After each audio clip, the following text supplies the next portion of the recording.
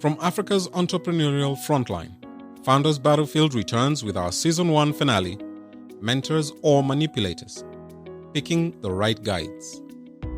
Every founder is told to find a mentor, but what if the person guiding you is quietly rewriting your path, or worse, steering you off it? Host Michael Masharia, who's mentored and been mentored through 25 years of building, opens a raw, unfiltered conversation about power, trust, and discernment. He's joined by Peter Ndiangui, former OLX Africa boss turned co-founder of GoBeba, who traded corporate playbooks for startup chaos and learned the hard way when to take advice and when to walk alone. Bobby Gadia, one of Kenya's OG tech founders, built without a blueprint, and shares how early mentors tried to own his journey and how he now guides others without controlling them. And Valentine Njoroge, fintech CEO at Africa's Pocket, reveals what it means to be mentored as a young woman in venture and how she's flipping the script to mentor others with clarity, not ego. This isn't a textbook on mentorship. It's a reckoning.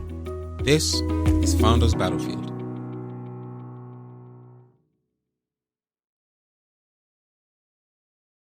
Great. Thank you. We are here today again. We are back with our episode 10. Thanks for keeping up. And thanks for your feedback. It's been incredible. Thanks for your comments on how we can improve the show. Thanks for your great wishes.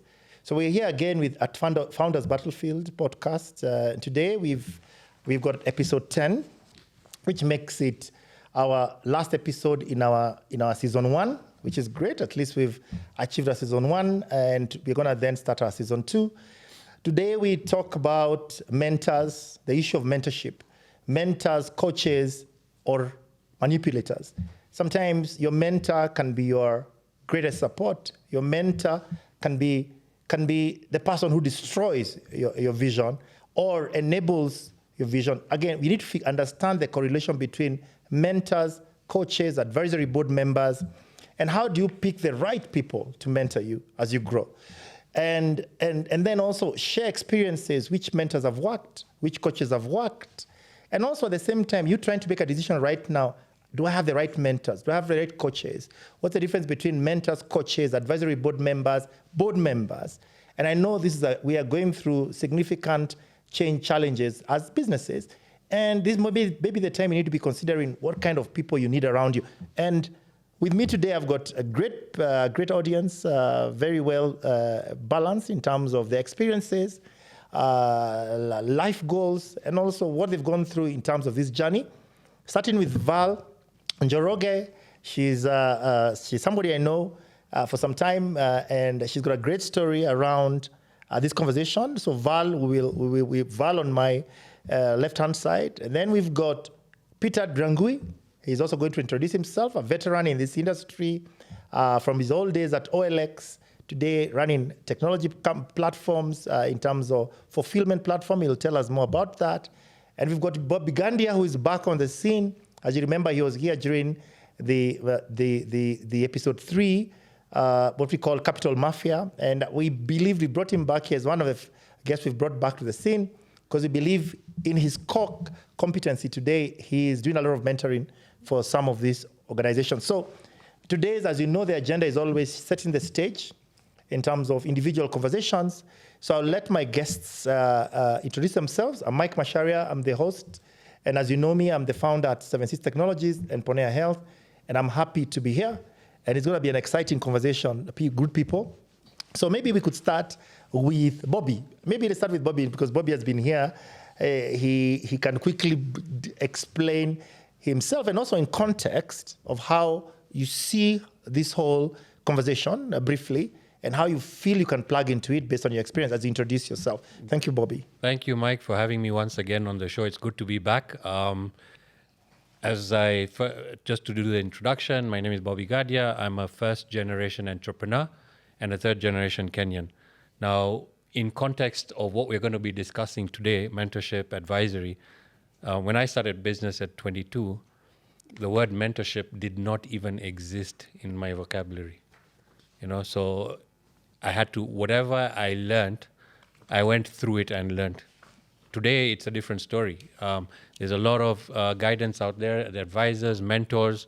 It's a much, much different landscape. Hopefully, people would use these resources available to them. But for me, I had to go through a journey where I just had to learn everything on the ground. Whatever I learned was through tests that I faced. The learnings came after I hit those tests. So hopefully today we can unpack some of the lessons and make an impact and a difference to some of the viewers, the listeners, and also learn in the process from the wonderful guests we have here. So thank you once again. I'm glad to be on this show again. Thanks, Bobby. Great. There is, I think, as we explain, as we go through, I think your role as a mentor now, your role as a coach also in certain areas, and advisory board members, even fiduciary board member is also going to be an interesting conversation. We'd like to deep dive when you've had to wear different hats as you've grown as an entrepreneur. Peter. Yeah. Great. Thank you, Mike. Such a great show. I'm glad to be here. My name is Peter Diangui. As Mike introduced me earlier, previously I ran OLX, which is a marketplace here in Kenya, which expanded in a couple markets, including Uganda, Ghana. And then after that, I became an entrepreneur, founded a company called GoBeba, which is an e-commerce platform for bulk utilities, cooking gas and drinking water. And I've also been a mentor, a coach, an advisory board member of other startups. And sometimes that line is always blurred. And I've also received a lot of mentorship from others. Interestingly, I never knew that I required any kind of mentorship or coaching, because I thought as I came in as a more experienced executive, but then I think the entrepreneurial terrain has its own challenges, and I've found a lot of value in mentorship as well as coaching, and sometimes also found certain aspects of it that maybe did not work. So I'm really, really glad to be here to share on that topic, and also listen and learn from the rest of the guests. Thank you, Peter. I guess Peter has also been an advisory board member in one of some of my businesses. And I think it's great because it's good to hear from you, especially coming from corporate, how when you transition into as an entrepreneur, right? And now you're a coach and also a founder. Yeah. That whole journey in terms of what did you learn from corporate that you're able to leverage, and also what you learned, because OLX was really a startup, but a global startup. What is it that you learned, especially you being the one who drove the business? So it's almost like entrepreneurship that you learned. So it's going to be an interesting conversation around that. And we go to Val. Val she's a person I admire. Very young in her life, she chose this journey as an entrepreneur. But at the same time, it will be interesting to hear her story because she's also been that journey and now building her is it her first or second business? It'll be interesting to know where she's at. And she also brings a very interesting dynamic.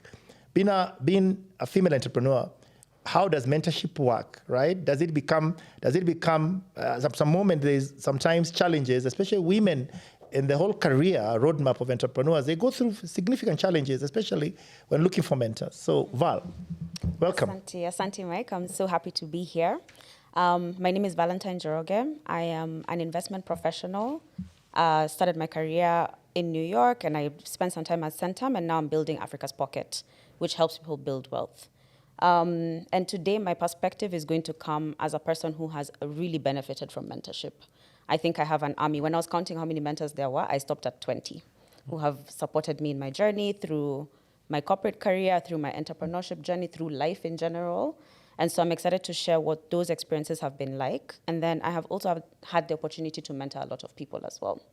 Especially when I was at Centum, when we built an entrepreneurship program, I was helping people build their businesses and figure out how to navigate that.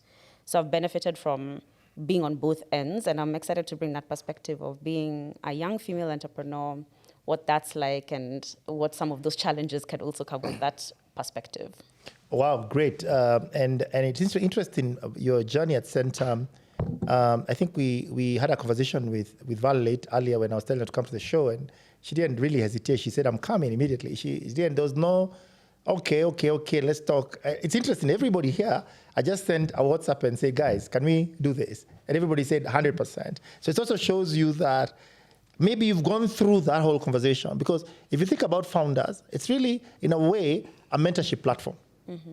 Okay, on a coaching platform, not coaching really, I would say, in a way, it's a balance, or even an advisory board. So we are playing multiple dimensions at founders. We are bringing our experiences together, create context for many.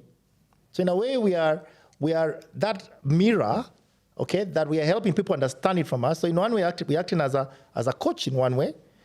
We're acting as mentors in one way, but also advisory board members in one way. So it's going to be an interesting journey as we go along. And in setting context, why we have this topic, every topic we discuss is carefully curated through a journey as an entrepreneur that as I've gone through the last 25 years. I've asked myself severally, what are the components across the journey, my last 25 years, that have shaped my founder experience? And one of the topics was this mentorship. And if I start from my end, and I want to throw in a few other some questions, is that I've also gone through that experience where I've had a mentor. The mentor, sometimes I was not sure if a mentor is a coach, and a coach then became an advisory board member. Sometimes I'm not sure if it's a mentor, then coach, then board member, because they put capital. So we're going to challenge some of these conversations as we go along. But my first conversation is to ask, can we relate, and this question is to anyone can answer, mentor, coach, advisory board member, board member. Those are 4 dimensions of how people can view this.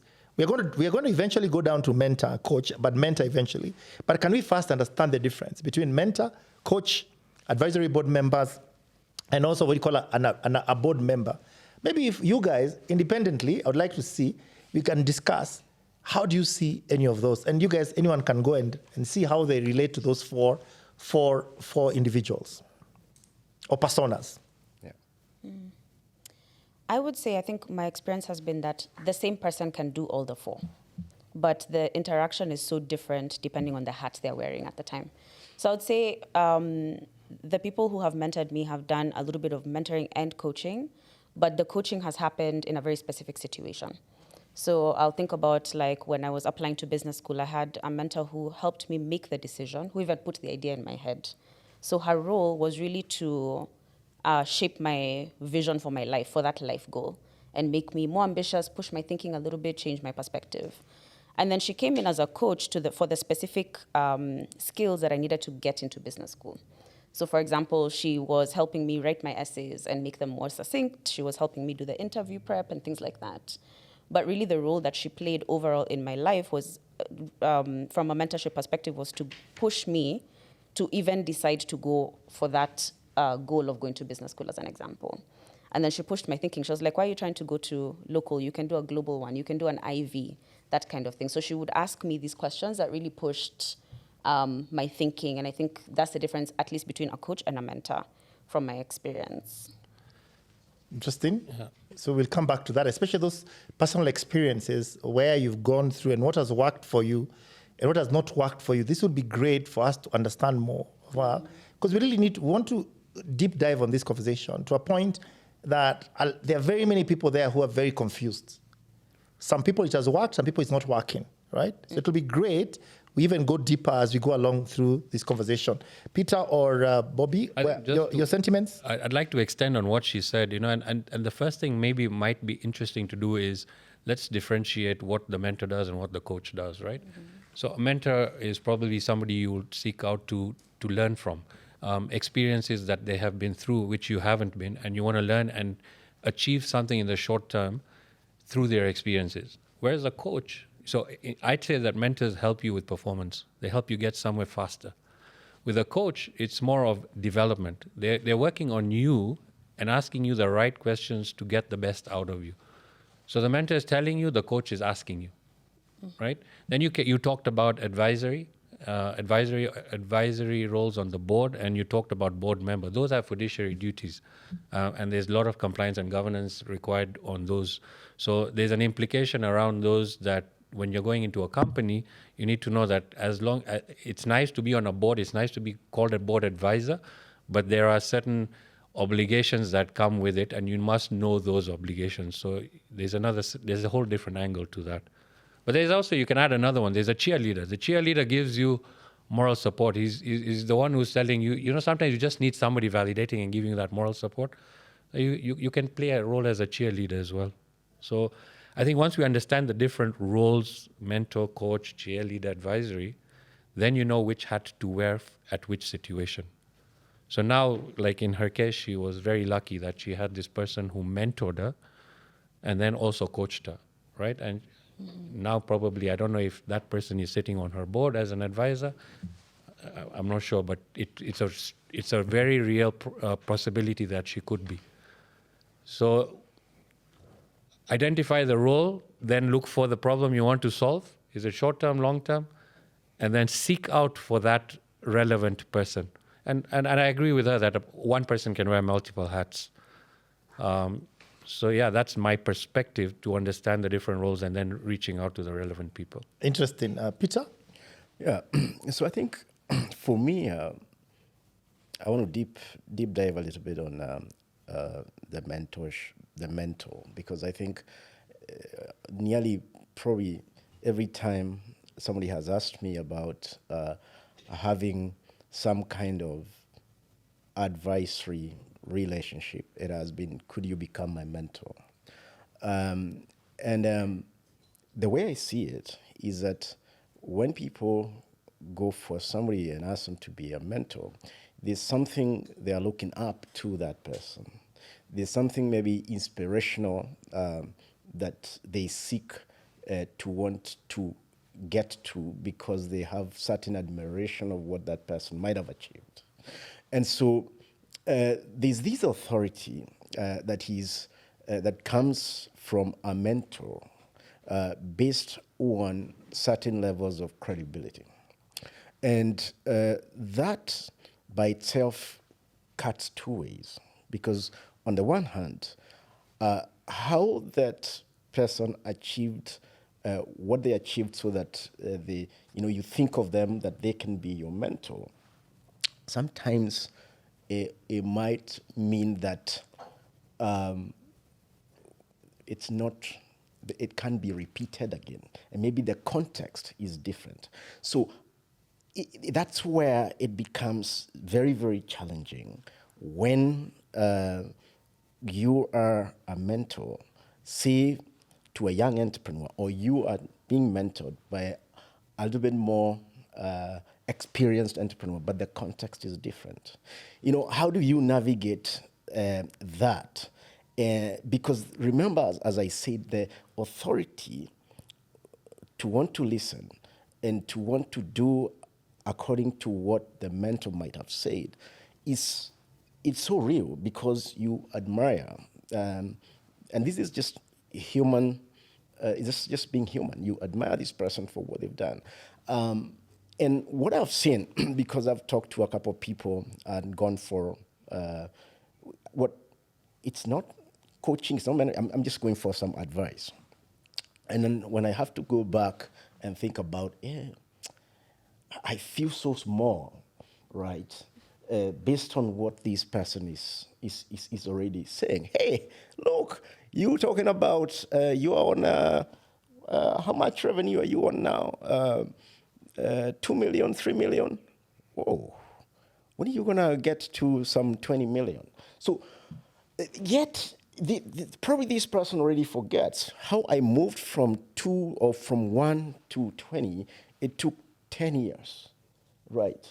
Now, by questioning this guy, it might be meaning really, really well to want to drive you to get but you've already made that person feel really, really, really small.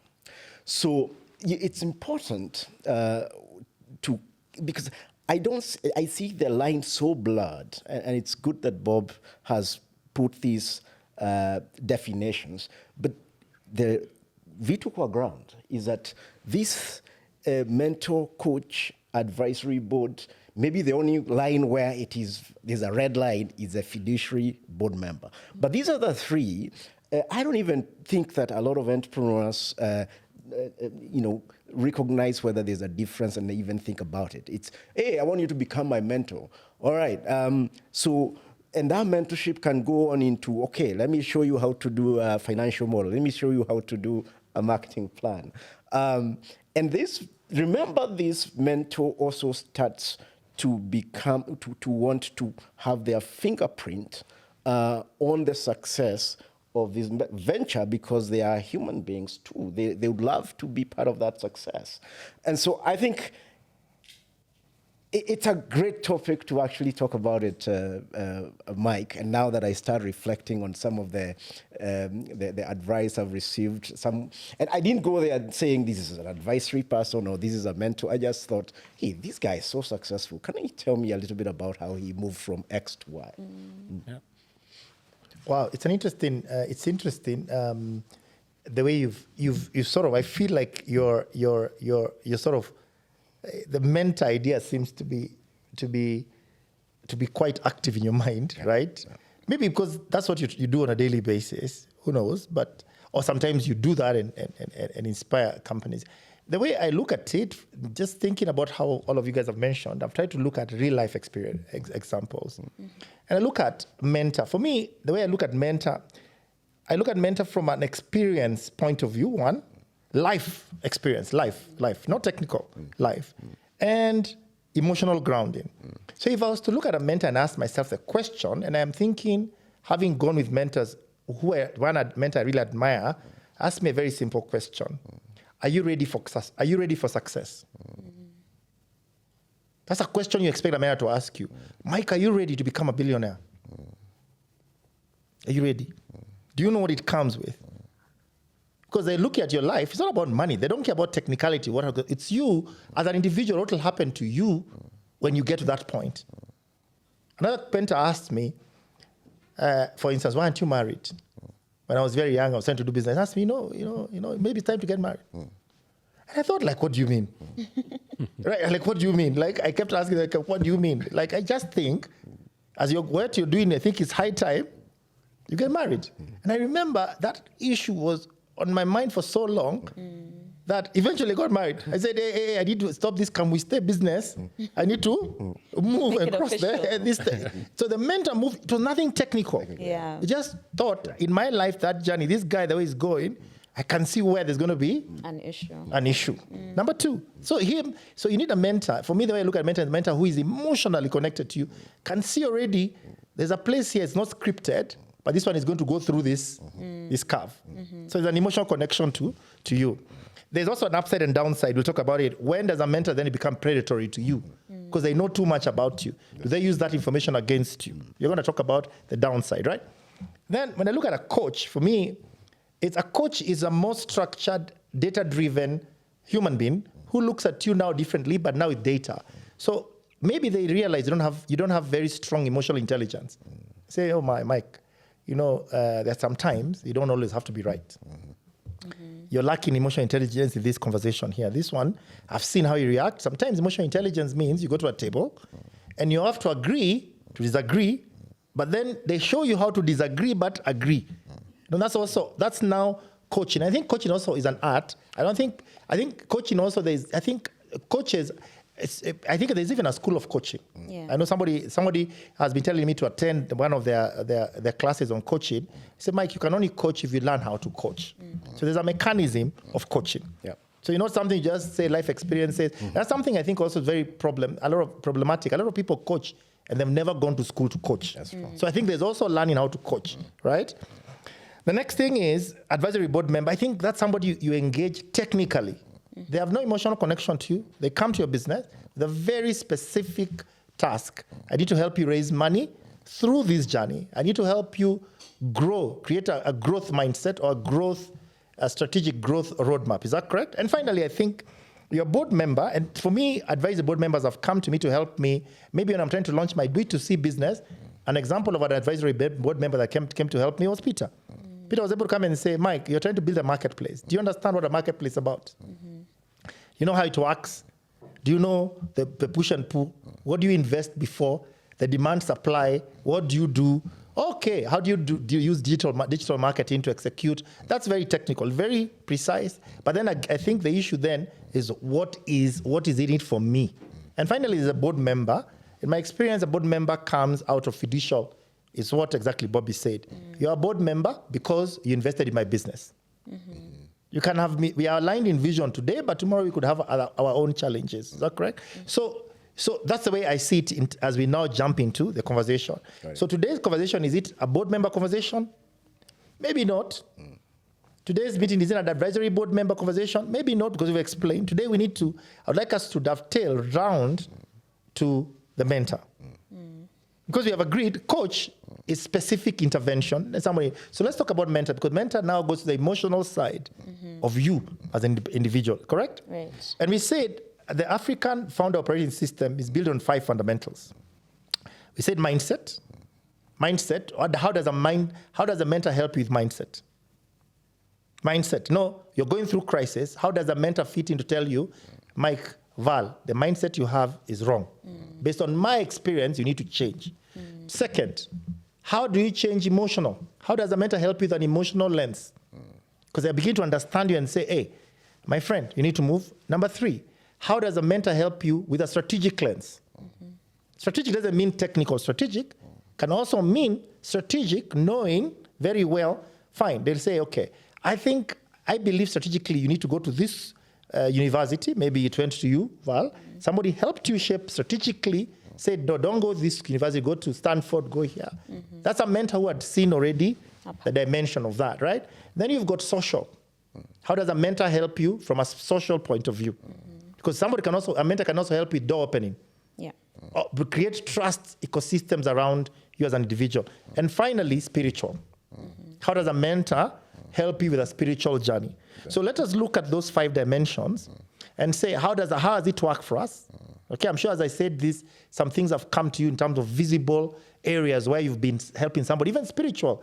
I could be a mentor who helps you go through some suicidal phase of your life, and you say, hey, that was very important, because that was a combination of spiritual and mindset, right? So let us talk about that. And then also let's look within your journey as an entrepreneur, when do you feel mentors have played such a critical role, and what role do they play at a startup, at a scale-up, at the next point when you're going through crisis, at the point when now you need to also even exit the business. Because sometimes it's a mentor who tells you, maybe it's time you exit this business. Maybe it's time you've put in too much, you've got too much risk. Maybe it's time your emotional balance comes in. So I want to throw it out there, create that context, right? I think it then can help us understand now how to get the conversation. Over to you guys. Yeah, so I think you've thrown a lot in there, and there's something that keeps coming to me, and one of them is, are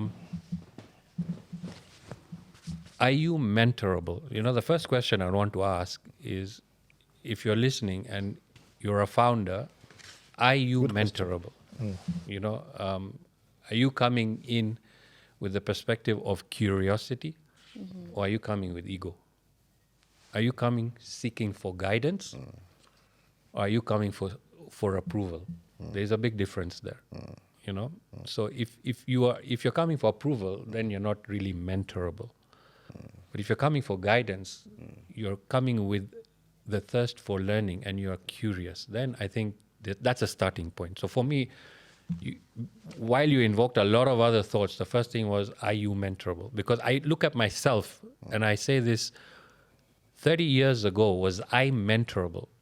So I still have a bit of a cloud in that question when I'm answering it. Because who are my mentors at the time? What I was trying to do, there was no roadmap to what I was going to do. Somebody had not achieved what I was going to do. Every time I spoke to people, and you're 22 years old or 21 years old and say, I want to start a business, and this is what I want to do. And the first thing you hear back is, but you're too young, you don't have experience, and you don't have capital. So are you really on the right path, or are you disillusional? In a nice way, they're trying to tell me you're disillusional, but come back to reality, boy. So that, the early stages of my career, was I getting mentorship? I really wasn't. I don't know if I was getting it. I don't think I was getting any mentorship. So for me, it was like, well, I believe in what I want to do, so I need to go and do it and achieve it. And so in my early stages, mentorship didn't exist for me. I didn't even understand it. As I went on, there was help coming along the way. I remember my banker once telling me, young man, I really like you. I like what you're doing and I see the potential in you. But in life, you've got to learn how to walk, then jog, right? And then maybe run and then sprint. But I see that you from walking, you're now sprinting. Now, was it the question? Was it the kind of stuff I wanted to hear when I was doing well and I was trying to make progression? Not really. Was I mentorable? I don't think so. Because I was thinking, is he trying to slow me down? Why is he cautioning me? My whole thing was that I'm doing well and I need to move forward. So you need to encourage me. But there was wisdom in his words, and that stuff stays in my head. 30 years later, 25 years later, I still remember that conversation.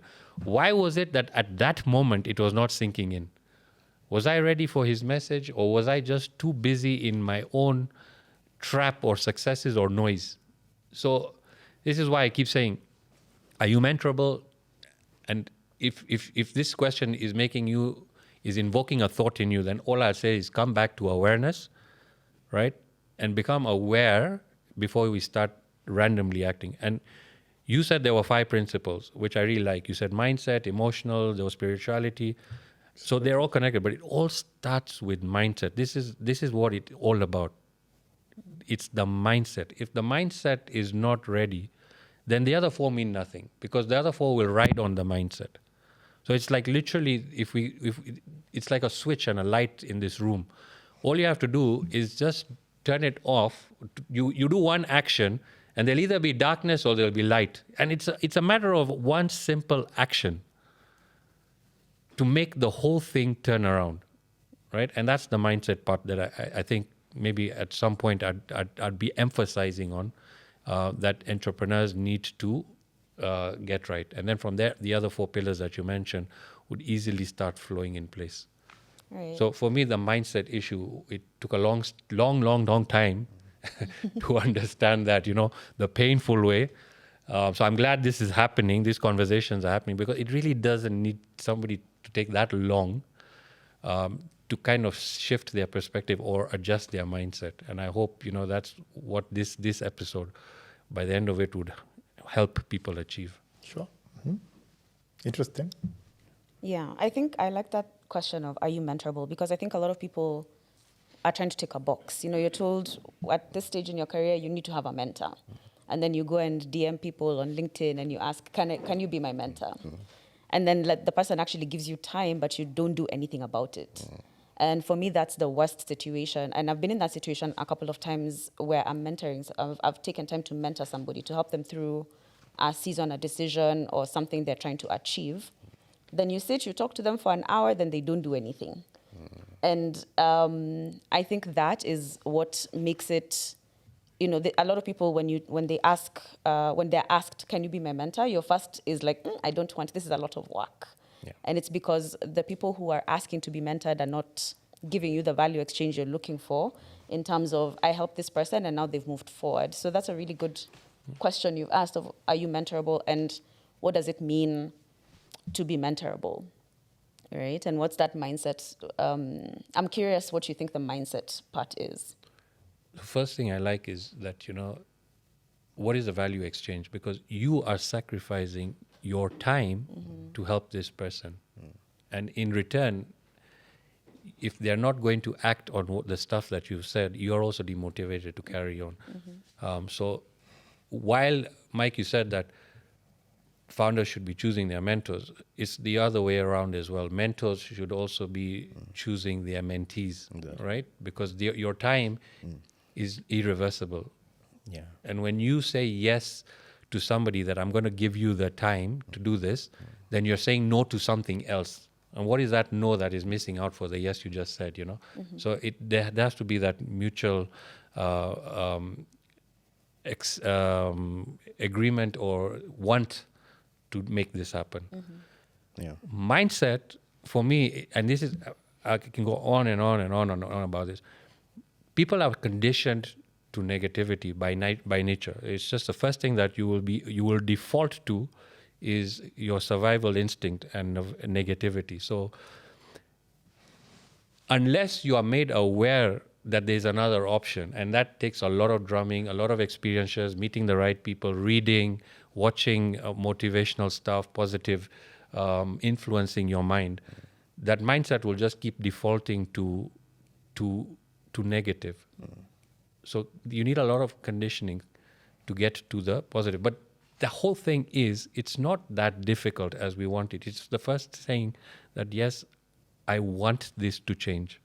If you don't have that strong desire to make that change or achieve that goal that you're talking about, and exactly what you said, if it's just a tick box exercise, then you're already in the wrong mindset. You're doing it just for somebody else. Right. Yeah. So the desire and the will to change or achieve something has to be strong enough for that mindset to take a shift. And then that becomes, now I'm mentorable. Now I'm ready to receive. Now I'm curious, right?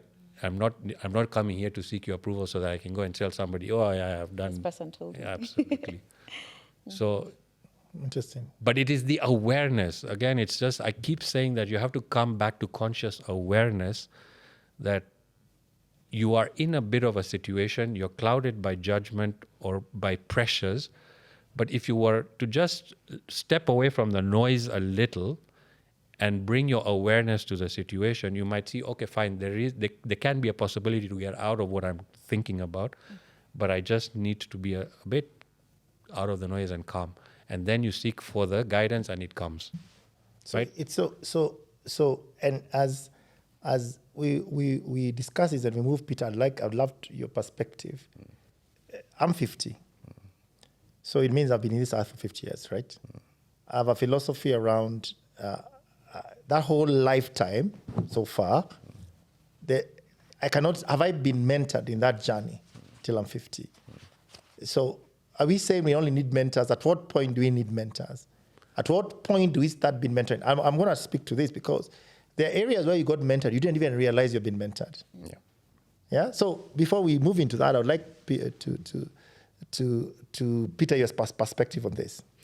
Yeah. So I think I want to, dive back to the mindset part, which I think is maybe one of the greatest push that an entrepreneur can get from a mentor, because we are, as human beings, we are usually skewed towards risk avoidance, and that's true. That's why there are less people who start businesses and then who think about how the business can grow to kind of significant proportions. So I think what I've seen is that there's a certain level of tweaking in the mindset that happens so that you start to see the big picture of what you're doing. And then to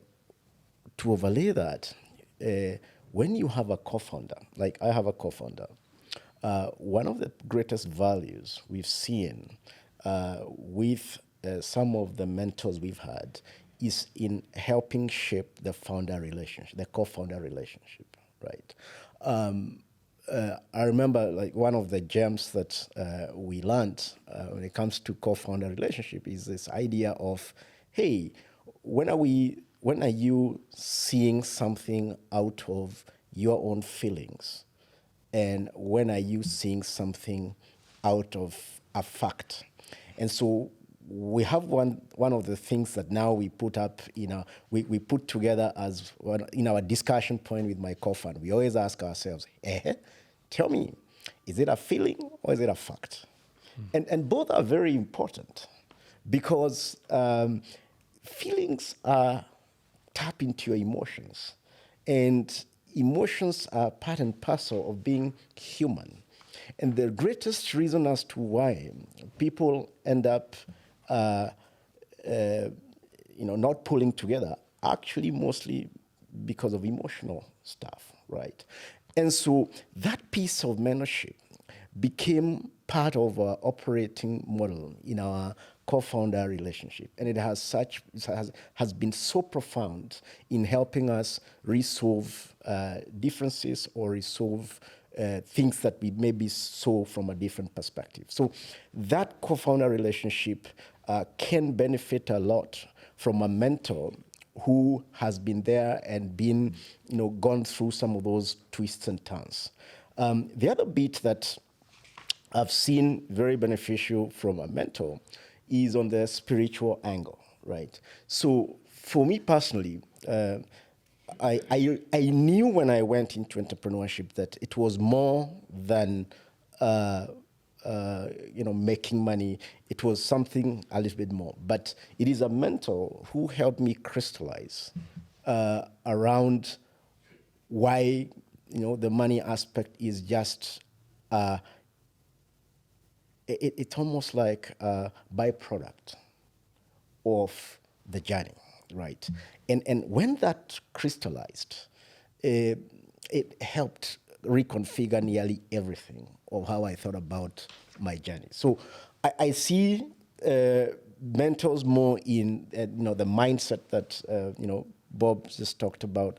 I see it in maybe the emotional bit where there's a co-founder relationship, and I've experienced that. And I also see it a lot in the in that spirituality of the why. Why am I in it? Why am I in this?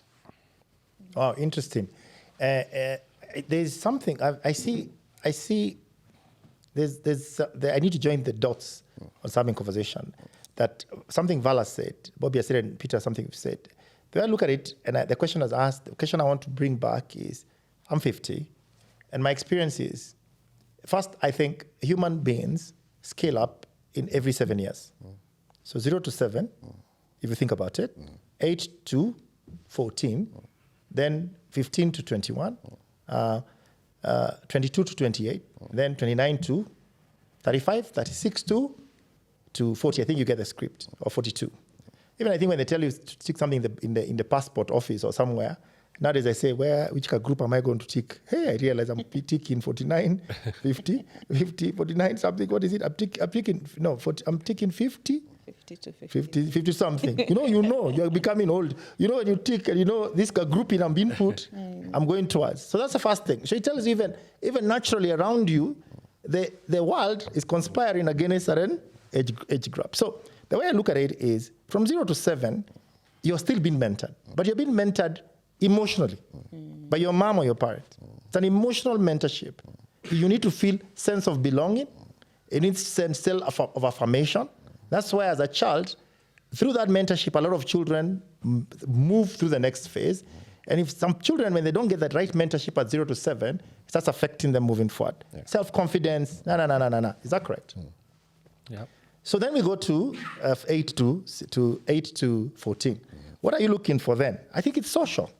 It's about social comfortability.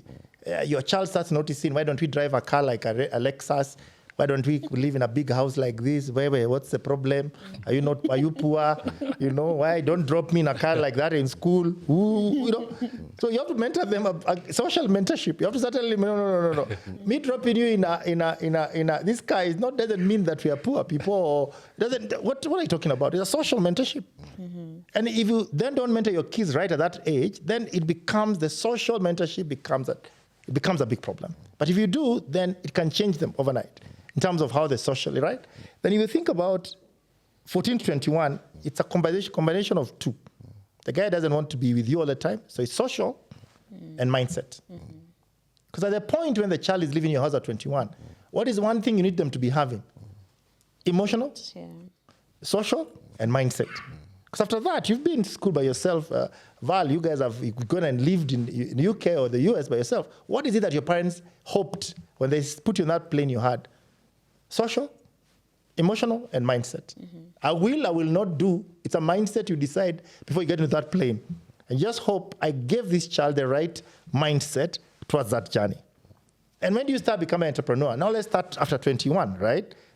I think the reason why I brought that because many people between 0 and 21 don't realize that there was a mindset, there was a social and emotional mentorship that you took for granted, or even never got. Yeah. right? So now you start, most likely start a business at 2021. What are the things you start thinking about? It's now a combination of mindset. That's why, as you said, Bobby, it was a mindset. You say, because your mindset would have been pivoted earlier, 2021, you'd have done much better, or would have done much better in terms of, from a mindset point of view. I think in my life, I was lucky to have gotten a mentor who was the late James Gashui, who came to my life in my 20s, 26. So between 25, I think even earlier, 25, I had a mentor who I started as a mentor for him to eventually become a coach without realizing, and for him to become a board member. So I think I owe it to him significantly having a mentor at a very young age who was combined both as a mentor, funny enough, coach, and also became in one way indirectly an advisory board member, and indirectly also a board member. That is a very unique situation to have. But what was the most important thing between 21 and 28? Mindset. Is that correct? Because if you shape your mindset at 21, 28, it's great. And people start talking about the Gen Z thing, and think we've debunked the whole Gen Z thing in this show. What do those people want between 21 and 28? They want a mindset change. But where are they getting that mindset? Is it what they see? Who is helping them? Then I think between 29 and 35, it's a combination of mentorship and strategic. You start thinking about it. Mentorship and strategic. When you get to that, because now you're starting to understand value of capital, you begin to understand relationships, you've got people. And then if you go now after 42, it becomes strategic and spiritual. And I think anything after 50s is a spiritual conversation. That's right. So even at 60, at 63, it will be a spiritual conversation. Is that correct? Because either your mindset is already made. Strategic, I don't know what more you're doing strategic, right? So it was a journey I wanted to paint with you. What is a journey life cycle? So that allows us to move to the next conversation, which is, since now we know and we are agreeing that we have got that life cycle journey, right? And many people we are talking to are also in that life cycle journey. Let us now move to that conversation to say when. The next thing is to ask ourselves, what happens? And to share personal experiences. When did you think your family came through for you as a mentor? What opportunities? Because I think part of this show is being vulnerable and being honest to people who are out there thinking, what do I need today? What tools do I need today? So it's really diving into, and I've explained to you, I was lucky across that journey. I had people who helped me in that journey. I can't even mention their names, right? And at some point, I think the moments when I think I should have had a mentor, at a certain point when as you grew your business, you had a board. And what I think is at the point when you have a board, your business is scaling, even your board composition is to have a mentor who is a board member who can talk to you on the side and say, hey, Val, I think in that meeting, I think there's something you missed.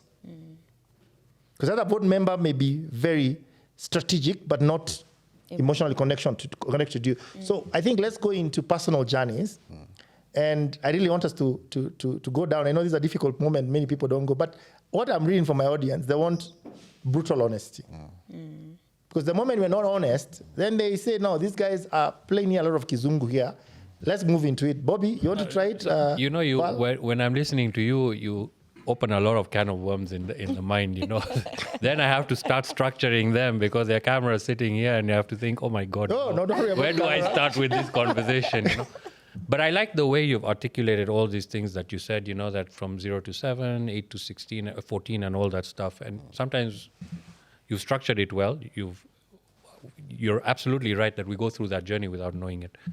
So when I look at the different types of mentors, and you said, when did family come and when, let me just use a bit of that, right? So family members are good mentors for you because they give you values and they keep you grounded. So in your context, when I look at it, the ages of from 0 to 21, I would say, I was getting family mentorship, right? All those values were being instilled in me. And the why I said the can of worms open is because when I look at certain decisions I've made and certain things I've overcome today, and I'm able to sit here having gone through, burnt down, I've literally gone to bankruptcy levels and come back up because there were certain values that I inherited from my family, from my parents. And because they were so strong, principally, they made me as an individual. And so I'm still sitting here because of the family value. So when you ask me when was I getting all this mentorship from family, well, you've just answered it for me. I started seeing, I realized it was my early formation days. But family were not necessarily the mentors I needed for business, because my family came from, my dad was a professional. My mom was a housewife, right? She took care of us, and that's what she did. But my dad was a finance professional. So business, what mentorship was he going to give me in business, right? So I didn't get that much from him. Then I have, along the way, I realize now that I have a lot of friends. Friends are good because they can give you guidance and encouragement, right? But they may not have the objectivity or the context of what you're trying to achieve at that moment in life. So I've had a lot of those friends, but they were more support and encouragement. I think when it comes, as you mature in those different phases you've talked about, then now you're really, really relying on strangers. And it was those strangers who were coming into my life saying things, either I took their advice or I didn't, right?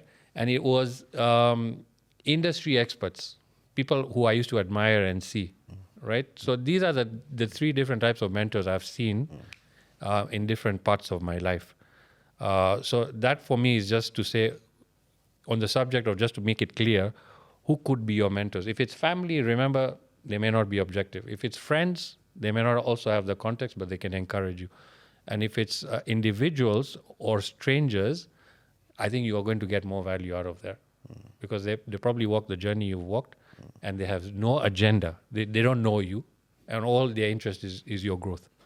Yeah. So that's where I've got most of my business mentorship from, people I just didn't know. But I want to ask a question. You've talked about, and something, and as Val and Peter are thinking about it, you said you went through up downs, but you said your family allowed you, gave you mentorship that gave you values. Those values played a critical role as you build a business. Yeah. Me, I want to speak to that conversation around values. What values do you feel your parents gave you that, and that mentorship is what you call emotional engagement, connection.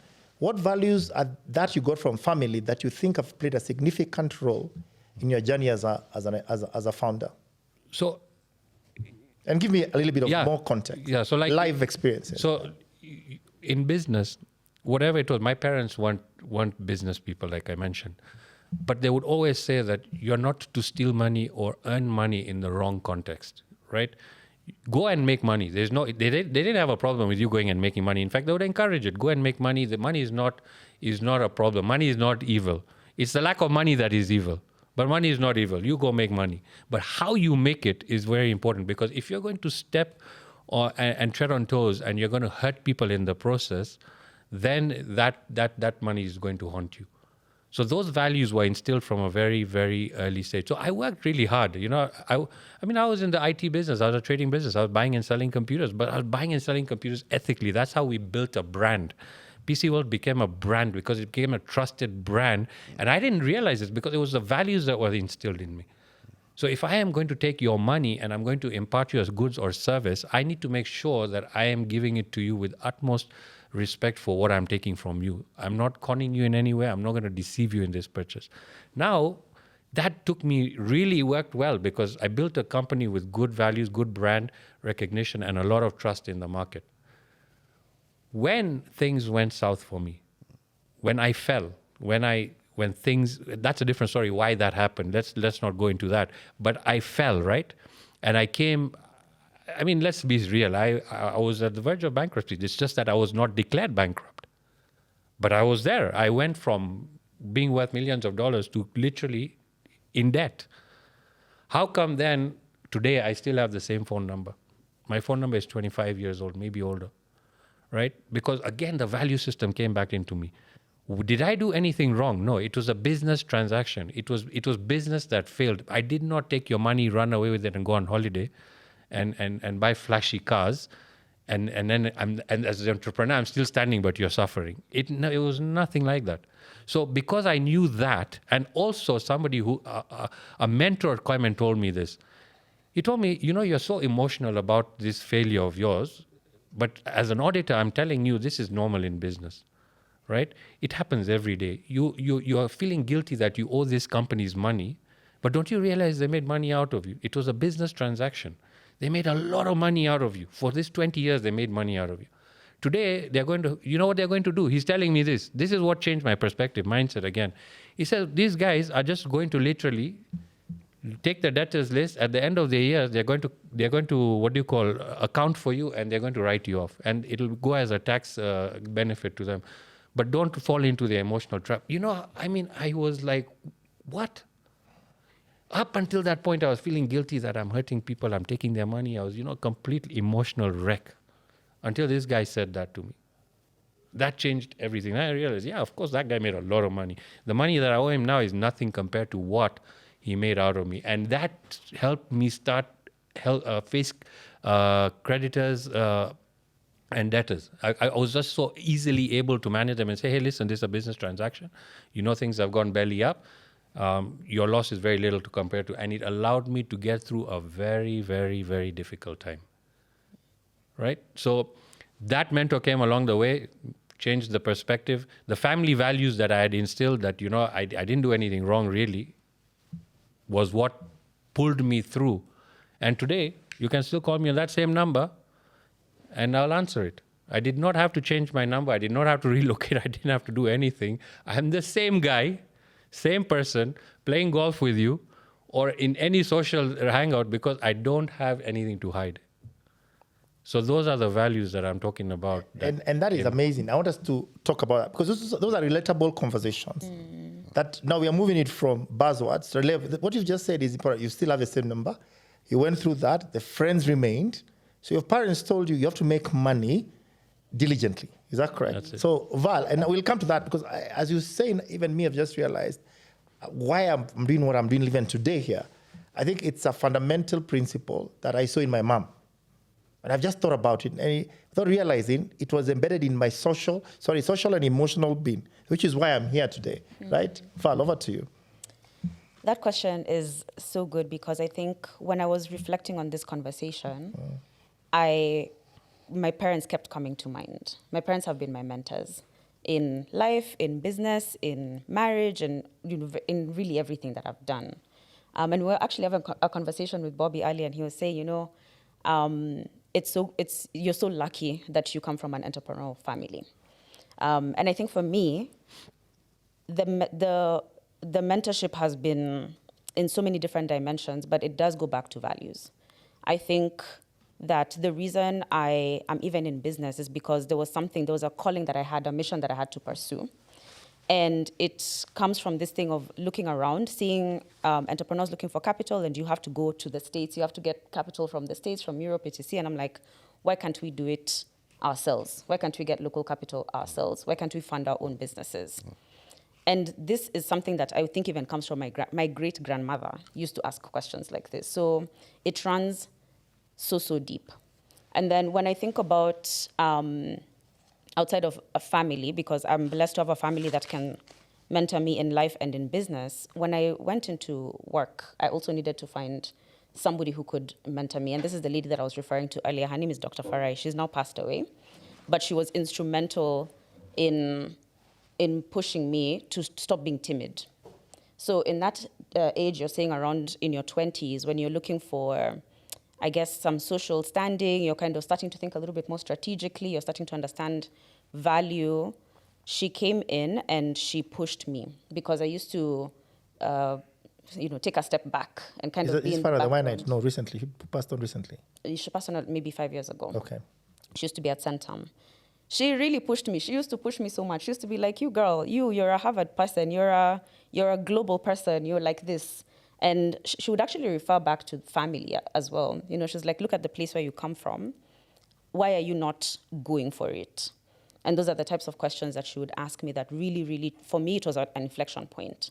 At that point of being able to step into, I guess, myself. And then now, as an entrepreneur, one of my greatest mentors as an entrepreneur is Ken Joroge of Cellulant. Uh-huh. And he also has a connection with family because when he was starting, my folks were part of his journey as well. So it's like I've inherited that mentorship, that relationship, that social capital. And what Ken helps me do is actually strengthen my vision and be bold.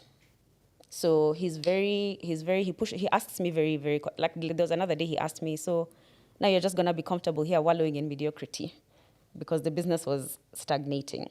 And he'll invoke, I guess, fire in you to keep moving, to keep pushing forward. And I think what that mentor relationship has done for me is that it's actually starting to touch on spiritual.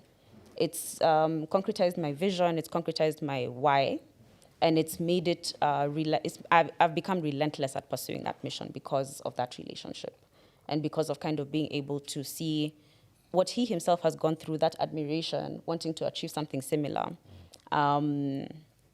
That's the role that mentorship has played for me, I think. And it's at the end of the day, all those 3 mentors that I've talked about share values that are very similar to my family values, very core to who I am and how I make decisions and how I move.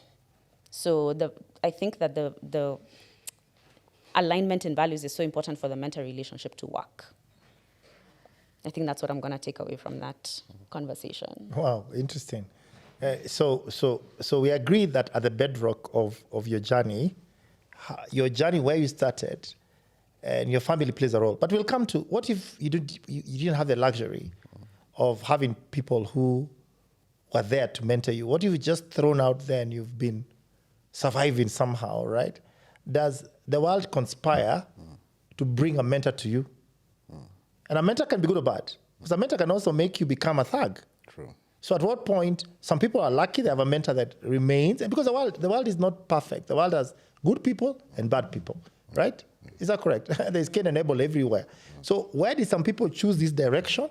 Others choose this direction. Peter, to you. Yeah, so if I remember correctly, actually, I think 30 years ago, I had just finished high school. And there was this gap here then, before you get to university, if you went to a Kenyan local university. The way we had evolved that time, if you had a little bit of money to utilize that gap here, you would either go do some course in accounting before as you wait for you to join university, or then it had just started, I think Strathmore had just started to offer something that they used to call kind of a diploma in computer. I think it would be CDN. DCPIM or something. It was actually pretty decent. Huh? Yeah. So they would come to schools and select students, and they would give them a small scholarship and then you would pay the rest. So they came to our high school, and I qualified for it. And my dad told me, my sister told me, I'm born in Nyeri. So we were living in Nyeri. My sister was living in Nairobi. So she said, oh, okay, I think you should come and you stay with me and you go and take this course in Strathmore before you join uni next year. So it was around February when after the exams were out. So I went and told my dad. I was very excited. So I tell my dad that, and he listens to me and tells me, no. And he says, the reason why I wouldn't you want to go away for this year is because I don't think I know you well. Which is, and he actually repeats that even today. Which is, I wonder, what does he actually mean? And here I am, excited to go to Strathmore, do these. Those days, there were only a couple of desktops you would see somewhere. This is 30 years ago. So he says, no. And I'll tell you what I want you to do. And so even my sister starts to wonder, hey, don't you think that this guy will be so advantaged if he actually goes and takes this, diploma course before he joins the union? He says, no. So after a week, sit with him and tells me, this is what I want you to do. So because we had a small farm, he comes and tells me, what I want you to do is I'm going to give you this small plot of land, and I want you to decide what you want to do with it for the next 10 months before you join university. So it was a very small piece of, it's like small plot, maybe 20 meters by 20 meters, right? And so it's about to be a rainy season. So I decided I'm going to plant some cabbages. And in high school, I never did agriculture, right? So he tells me, you decide what you want to do, and whatever you need as inputs, I'll purchase. So I decided I want to do some cabbages, and I go buy some seedlings in an agrovet, and I come in and I prepare the piece, and I plant 300 cabbages. And the rain kicks in around March, April, and so the cabbages are doing pretty well. Then around May, in the first week, I remember there was such a heavy downpour, and the cabbages had grown so well, so big, and all of them were blasted by these really heavy rain that had some hailstorms. And nearly almost the entire plot of land that I had, all the cabbages are spoiled. As we enter to June, I sell them at, I don't know, maybe a shilling or two, and that was it. So I was very, very disappointed because I had put in so much work, and I thought after this, then he would allow me to go to Strathmore, right? So we sit back with him, and now he asked me, so what else do you want to do?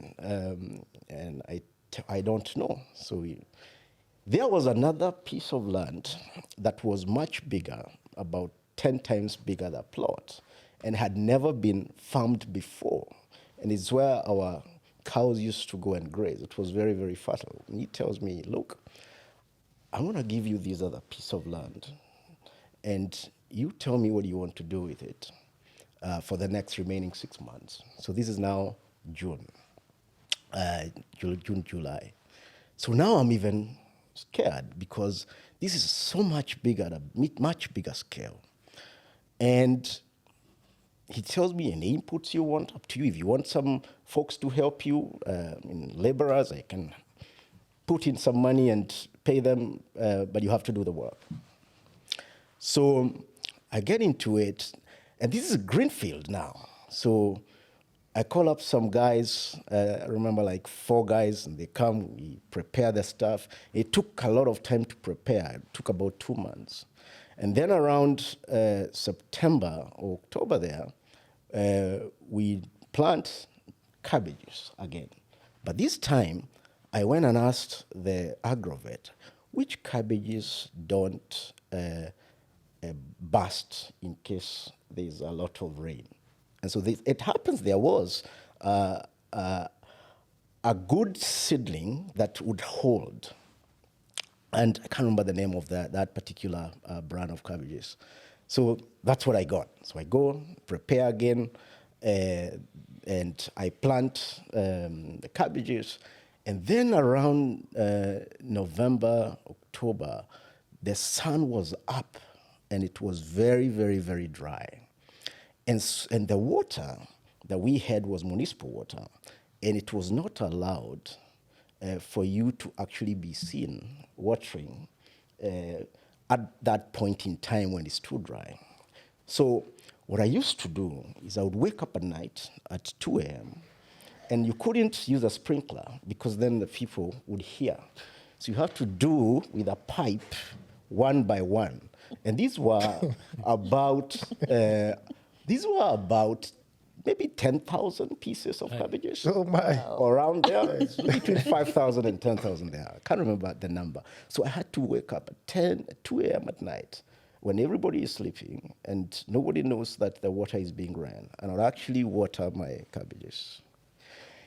Come around December, because the rains were late, and nearly there was no farm, I think, where people would plant cabbages that had cabbages on the farm, and the rain started to pour. And the cabbages became huge. And people would come there to see almost like a model farm. Wow. And come January, it was harvest time. And nearly all high schools would come to our farm to actually buy cabbages for students because there were no cabbages. And I was the one picking the money. And I made nearly almost 100,000 that time, and which was a lot of money then. And then February is when we were going to university. And we sat down with my dad, and he told me, I'm done with the course I wanted to give you. So to me, that's the value I picked from my dad. About grit, about MVP, about scaling. So why didn't you take that as a career? And why wouldn't you? Where today? Because if I think about, because I think we're similar in age, I know somebody who took the direction, I took tech, they took a direction exactly, their career, they did exactly that only when they finished university. Today they have one of the largest horticulture businesses, supplying a lot of European supermarkets. One of the largest, I think you know him, massive. Just because of that experience. And they did finance. They did that experiment for them only after university. Today they have the biggest horticulture business. So why didn't you take that as a business and run with it? I think I did take I've been involved in agri-tech I think I'm very passionate about it. I've farmed potatoes. I kind of was one of I think I started the first marketplace in this country through OLX, helping farmers sell cows, sell cabbages, sell potatoes through a marketplace. And it was actually out of that passion that I did it. Today, I do feel that there's significant opportunity for me as an entrepreneur, actually also in agri-tech. So. Wow. Yeah. So we agree that shaping our journeys has been significant in our early days. And when I was listening to you, I'm thinking, I'd love to be a social entrepreneur. Yeah. And one way I just not create social entrepreneurship, but make it into a capital return. Yeah. And when I think about what you said, my mom, for instance, was very passionate about creating community groups that create some sense of chama. Now we call it community care, where you collaborate, come together to raise capital, to create impact. And I saw her doing that every Sunday. As we would go, I think she would sit down there with women. They started as 10, 20, 200, 500, 1,000. They're raising money. I'm seeing her doing books. I'm saying, hey, what is this? How much money do you have? We're buying this. We've bought this. We've bought this. I say, hey, it's possible. So in one way, in my mind, I've always wondered, this is possible. Because I've seen it. I've lived through seeing her doing these things. And she's not like she got a day job, but she's doing this on a Sunday, right? She's got a massive community of women. She does that even till today, right? And you're saying it's normal. And then, as you said, agriculture, every week holiday, you'll be thrown into the farm. As we never had the luxury of, now just go play around, go play golf. Yeah. You're told, let's go to the farm. And then you're told how to, now you think, my God, this farm is 20 acres, I have to fence it. So you know how to fence, how to plan, project manage, how to put the barbed wire, how to, this week I'll do, these 4 days I'll do barbed wire, this next day I'll do posts. So in your way, you're structuring your mind and order, right? Yeah. So what I think happens, you learn discipline. Correct. So I think discipline and grit come from your initial mentorship. Because that's what you need in the next build. When things become tough, is discipline. And for me, I think selflessness is also something I think happened in my early days. Because I saw my parents as very selfless, right? So I will always be the last to take money off the table somehow. It's good and bad because it has worked against me. When everybody's taking me, I'm just saying, no. I'll wait it out. I say, I'm kind of person, I carry forward my liability and say one day it will pay off. So that has been a very interesting conversation. But then I was thinking, as you said, once I finished that, I thought of my first employer. My first employer, funny enough, was this first employer of Val's parents, dad. So in a way, I'm sitting here, I'm thinking, we're the same. She said, talked about family values. Because I know, and the same employer was also, at one point, the same employer, my employer.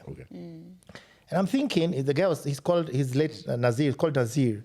He's an Asian guy, nothing, no family member to me. We're not related. We just had some connection of sorts. And funny, I worked for him that was my second job, first real job when I was 23. So between 23 and 26, or 22 and a half and 26, really, I think I owe it a lot to Nazir to have built me as an individual. That's why I met people like Bobby, because he just said anything is possible. I used to tell him, let's try. He says, so he basically gave me a platform to try entrepreneurship within his organization, right? So he told me, let's go, Mike, we're going to, we used to represent a global company. Let's go to London, we went. Let's go to Dubai, we go. Let's go to South Africa, let's go to Vic Falls. So he was like the guy that's 2020. I remember sitting at a table somewhere in Victoria Falls, and somebody was saying, and Mike, you're who to this Nazir? Somebody said, no. Nazir said he's like my son. And then somebody said, no, but Mike is Nazir's sidekick. But Nazir is saying, Mike is my son. Okay, you get my point? So there was an emotional connection. I remember when he passed on, I was in Italy, and I said, we have to stop this holiday. We have to stop this holiday. I told my parents, I told my family, we have to stop. We have to cut down our travel. I have to go funeral. Because it's funeral like 2 days, 3 days. We say we have to cut everything, and I have to go. Because then he was really integrated in my life, right? Then as I'm thinking, as you move on, I was also lucky to have people like James Gashui who came to my life at 26. So now, again, 26 until he passed on, right? And I also think sometimes great mentors are not there. It's like God just has a way of removing great people off this world as they're making impact, right? And coming to think about it, there's a moment I've believed that I should have needed a different kind of mentor, political mentor. Because when you know my life and my story, I think there's a time when the political mentor is the person I required most to help me understand how political dynamics work. So you see, and that now comes to the journey as we are growing. How do you know you have the right mentor? Is it gut feel? Is it you plan for it? And how do you know that you've got the wrong mentor? And how do you know the mentor now starts working against you? Okay, and that I'll throw it back to you guys to sort of agree. At what point do you know this mentor, my God, this is the wrong mentor, I need to fire this mentor? Or I need to disassociate. And when do you feel that I'm lost? I don't even know if I need a mentor or not, because you've also outgrown, you can also outgrow your mentor, correct? True. So over to you guys. First, before we answer that one, I want to commend his story, because it was really, really very heartwarming, that one. And one of the qualities you must admire in his dad was the patience he had to see you through, to give you that opportunity. It's a very rare thing, because a lot of us will just be given advice or told, and then it's a lecture rather. But you know, when your dad says, hi, now I've done my course with you, move on. The patience he had to support you, and the investment he put is commendable. And that's what makes a good mentor, right? So if you're seeking a mentor, it's beyond a personal agenda, which, so he has an agenda clearly, but if you move away from his emotional agenda with you, it was the right way of doing it. So that's when you're seeking a mentor, you need somebody who has that kind of an interest in you and has the patience to see you through. And I want to add as well, because I think the thing I've taken from your story is that mentorship is not always a conversation. It's not sitting across from each other and, chatting and kikiing. You can be mentored by watching, and you can be mentored through a project of some sort. And it's brought up so many stories for me now of how I've been mentored in that way. Interesting. And we need to talk about those stories, because, again, people could be sitting somewhere route founders not realizing they're being put through a journey of mentorship. And they're kicking, wailing, causing chaos, right? But maybe they're being put through that journey. The other thing I wanted to say was, and I want to say one more thing, that it's not necessarily conversations, right? Because conversations, there's a fine line becoming gossip. So you have to be very careful that the conversation now leads to gossip and now you achieve nothing. But the other thing you said, and there was an earlier question you had asked, that what if you didn't have privileged parents to instill those values, right? So the most important thing is, fundamentally, is that our environment shapes us, right? So in whatever environment we find ourselves in, we get influenced by it. And that now builds your foundation moving forward. So you don't realize it, but that your environment has shaped you. So if you are lucky in your environment to have good parents, I know your parents so well, and you're so lucky, like we had this conversation, that shapes you, and then you're privileged. But your environment will shape you in any way, negative or positive. You could have the most positive parents, but you still could turn out to be the wrong person, yeah? So that was to the point of, I just wanted to say that environment is very, very important for everyone. So you have a privileged environment or not, but you have to accept it and move forward from it. Yeah, actually, one of the stories that came to mind was church and how church has shaped me so much from a mentorship perspective. When I was growing up, we used to go to Don Bosco, and we were in this group my parents were in this group called Couples for Christ, and then we were in Youth for Christ. And Youth for Christ, every Saturday there was a thing, you had to do some stuff. There was always something you had to do. You were collecting garbage, or you were visiting people in Kenyatta or whatnot. And I feel like I didn't even, like now I'm realizing that was a form of mentorship, teaching you values, instilling a lot of character and grit, a sense of responsibility and all of those things. But there was nobody who sat and said, this is a mentorship program. It just was happening organically. So is it that we've not been able to document there are very many engagements. So I know, for instance, I was a member at a Young Presidents Organization, YPO. That's also like a structured, in a way, mentorship program, which is for a little bit of the elitist kind of approach. Maybe you're in EO, right? Again, the same kind of approach. So in our communities, right, when they say a child is brought up by the community, that's a very very profound statement. That a child is, as you're growing up, they say that a child is a community child. Because I think I've just come to realize that that's such an important statement, because what they meant is a child, even if you're not privileged enough, if you lost your parents, it meant the community would take care of you, which is the environment. Is that correct? Many of our leaders today may have gone through that community upbringing, coming back to church, coming back to communities, right? So what are we not doing well today? I mean, look at the world today, and you look at us today in our community, in our country. Where have we lost the plot from a mentorship point of view? Do you think we're on course? Do you think we could do better? That's number one. Before we then come into more conversation, because also let's look at beyond us. Let's look at a national issue. Where are we in terms from that mentorship? If you look at China, and you look at the Chinese, the scale they've had in the last 40 years is a function of leadership that has said, we need to achieve this as a Chinese people. So in a way, you can also drive a whole country change by mentoring everybody indirectly, if you think about it. Whether it's Singapore or wherever, right? So it's a function of how collectively as a nation we look at. So this is a very broad question. As Africa and as Kenya as a country, where do you think we are on that journey? Yeah, I think for me... It's a complex question, I think. We have a straightforward answer for it for a national level. We are nowhere. We have corruption.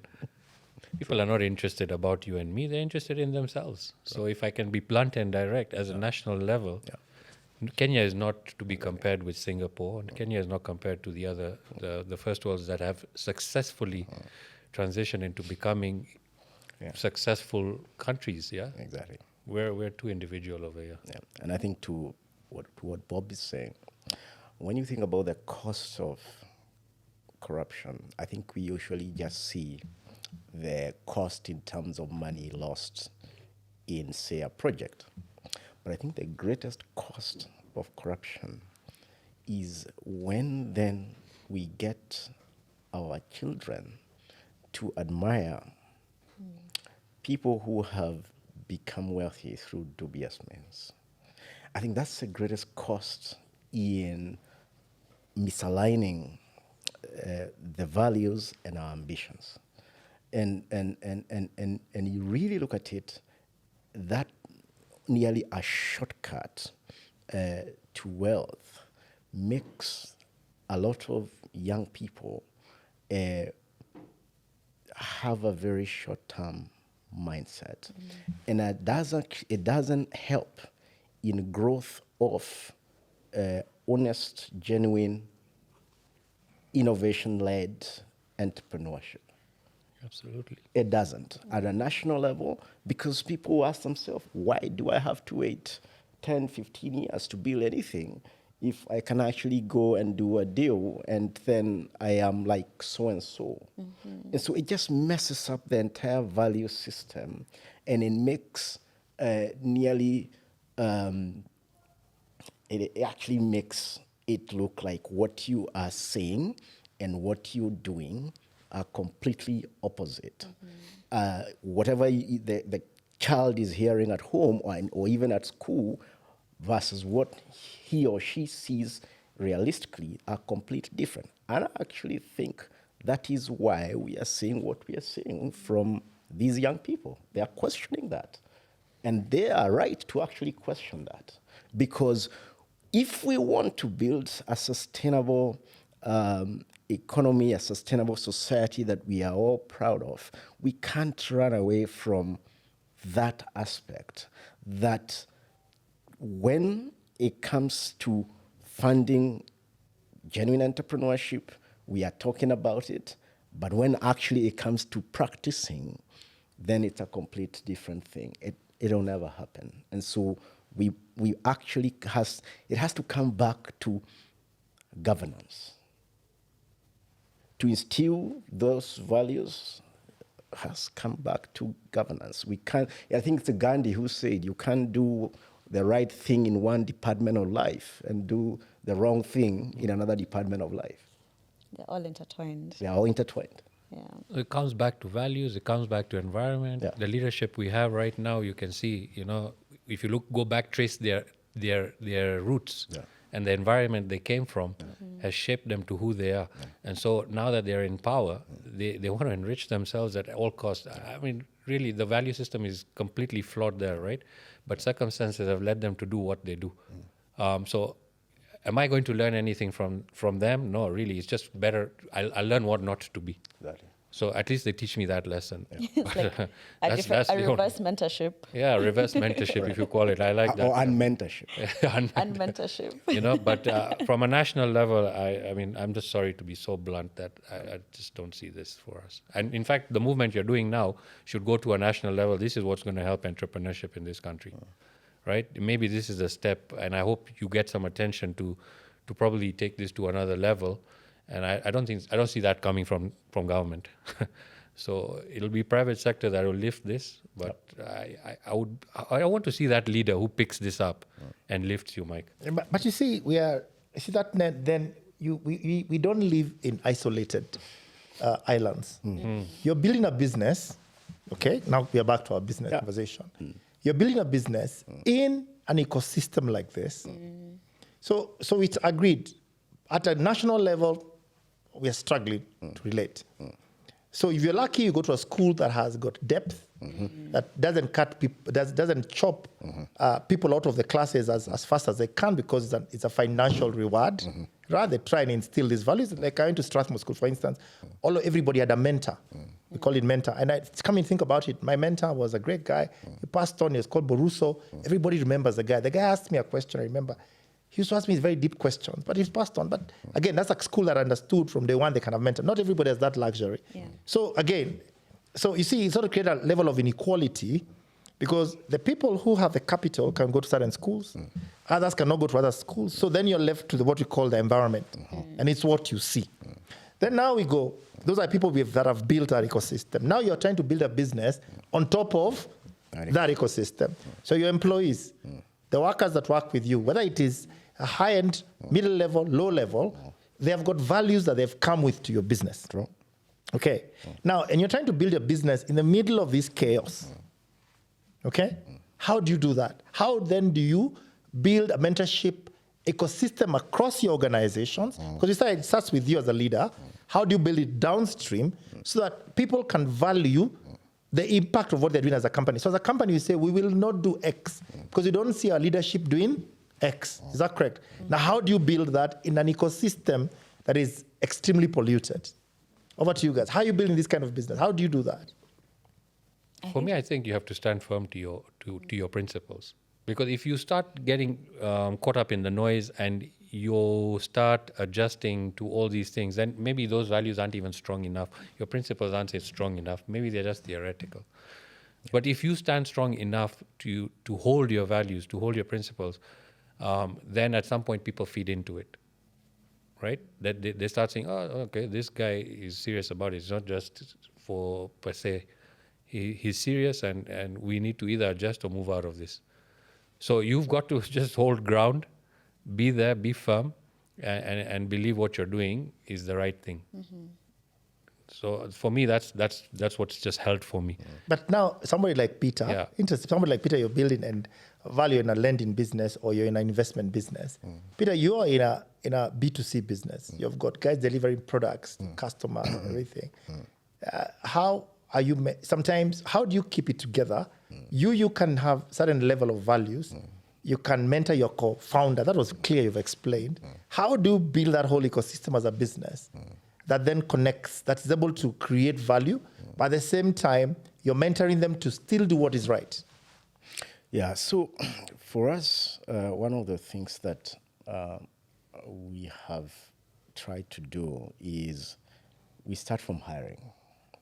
And interestingly, when we were very, very low on resources when we were starting, we decided to go for folks who had nearly no experience,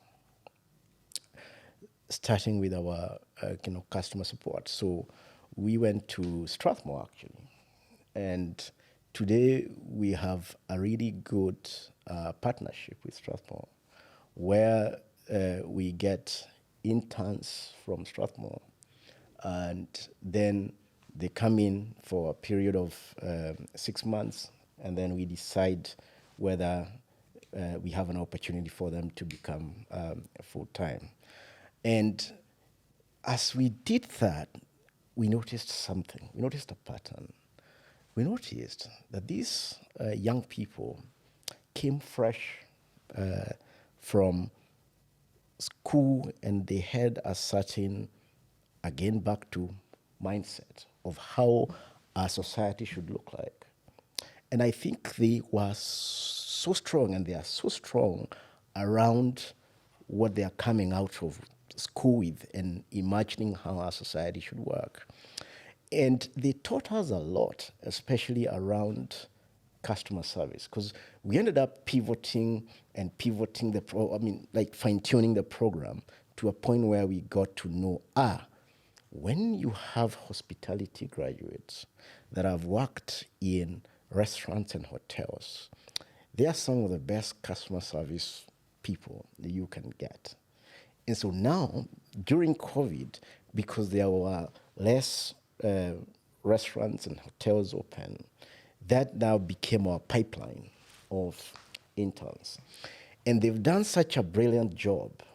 And today, now, they've become the managers, the leaders. It's 4 years on. And that program, we keep going on with it. We actually, I think we have less than 10% of our nearly 40 employees that did not begin with us from scratch.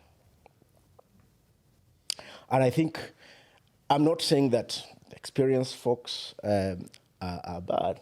I'm just saying that as a small startup, getting those fresh minds has actually worked for us.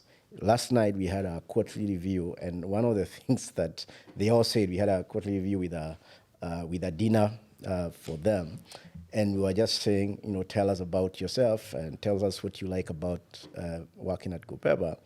And nearly all of them talked about, I enjoy working with colleagues that I can relate with. I totally agree with you. Hire right? Like look for people at the beginning and make your filter very, very strong. Yeah. But I also think culture is what you tolerate. So in going back to being uncompromising, I think when people cross a line, they have to go instantly. Coming from an investment business, our currency is actually trust. And I've had situations where you see somebody being careless with the trust that we've been given, and it's something small. Like actually, I let go of somebody because a customer had reached out with a problem. They didn't respond in a good amount of time. And that seems small, but that's how you start breaking trust. So that person had to go. And so when that person went, it reinforces to my team that we don't do that here. We don't play around with people's trust here. And you end up, I think, attracting your tribe if you're uncompromising in what is agreeable and what is not agreeable with you. And I think that's how you find the people who are going to change the country. Just a step at a time. You build a tribe. Yeah. And then Avi said, and I wanted to ask this question. I've just listened to Peter, and I've listened to you, Val, and I'm looking. We're in the age of AI, correct? Yeah. We've agreed technical skills, to a large extent, are being pushed into an AI framework, correct? So now, if you look at a typical graph, it's competence earlier and attitude, okay? Attitude is something you get mentored into. Yeah. So attitude gets developed through mentorship, and that stays. Yeah. Technical, you go to school and learn whatever. Now, that technical is being changed by AI. So what happens? Technical is going to become curiosity. Now, do you think? And this week there's somebody I met, and a very interesting gentleman in real estate. Maybe he's listening. He's going to listen to this, and he taught me. I listened to him, and he talked about his life and his mom, and the mother having left the village at 30, and today I think he's 65, and the sacrifices she did, and he had to drop out of school and bring up the siblings. And today, look at him, he's really the key person driving things. He's very attentive. I could see in his depth as a significant entrepreneur in this country, part of why he has such a level of humility is also how he was mentored by the mom and the world as a whole. So we've got what we call technical skills and life skills. So do you think that life skills that are brought, if I took two individuals, one went through your normal technical skills, goes to your big five, whether it is the McKinseys, whoever of the world, they have their way of mentoring people. Another one got mentored through an entrepreneur or maybe through a system that enforced mentorship life skills. Between those two people, right, who would you hire for your business?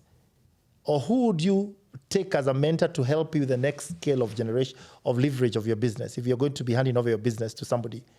The technical person who has been mentored from a technical point of view, or the one that has been mentored with life skills? I mean, ideally, you want both. But you can hire the technical. Yeah, so I actually think that, okay, as you said, Mike, what is competency? So competency equals knowledge, skill, which is how to, right? And the third part of that equation, which is X plus Y plus Z, the Z of that equation is character. And the X and a Y, which is knowledge and skill or how to, I believe it's actually the easiest to get. Yeah. Yes. That's why even when we hire, for us, we hire for character. And then from there, we train the how to, if it's customer support or if it's doing a financial model, right? And especially at this age of AI, as you've said, it becomes much easier and easier to actually train the technicals or the what and how to. But the why, which is a character, the minute you miss it, to get it back is a whole story. And that's why I continue standing with my point that because a lot of the older generation might have missed the why because of the leadership and what they observed and what then they got incentivized to do to reboot this country. We actually need the folks who have not yet been commingled with that stuff. Yeah. Like that word, commingled. Commingled. And if we go back to that theory of like, there's such a big part of your life that you're mentored from home, from environment, etc. It means that if you don't have character, it's actually like a 21-year journey. Exactly. To shape it again, or to reshape it, or to change it. So you can't compromise. You know, we have a niche recruitment firm, and we see all these people, looking for jobs. And the ones who stand out are the ones with the right attitude, right? Because skill can be taught, but your attitude, to shift attitude, is very, very difficult. So you either have a good attitude or you have a bad attitude. Skill, no worries, you'll teach them. Yeah. But how do you teach that attitude? And if we are looking at what Mike described, and we just said from 0 to 21, you've shaped that. It becomes very difficult. So hard. Very difficult. So let's move gears and discuss the downside. When does it work and when does it fail in this mentorship journey? And number two, how does your personality fit with the kind of mentorship journey that you have? For instance, I'm red on the scale of red. So would another red person be able to coach me? Like, I'm red, like fully. I'm not in the middle, I'm on the other side. So what kind of person would mentor me? Okay, and I'll come to what I've experienced. And when does it work and when does it fail? Okay, and I can give you an example in my case. When it has failed is when I believed the person who was a mentor we were just aligned at why I was trying to do what I'm trying to do. Maybe you think that, oh wow, they have this big thinking around their life. We see the world in a very aligned manner. But maybe that's what they want you to see. Only to realize later they believe they can ride on your cocktails and ride on your luck. Right. You know, people are like that. Yeah. Especially when you're a superstar in life, people will see, and maybe you're in your 40s. This person is in their 70s or 50s, whatever it is. And they say, hey, this one, I think they want to make it. Let me clear here and ride with them.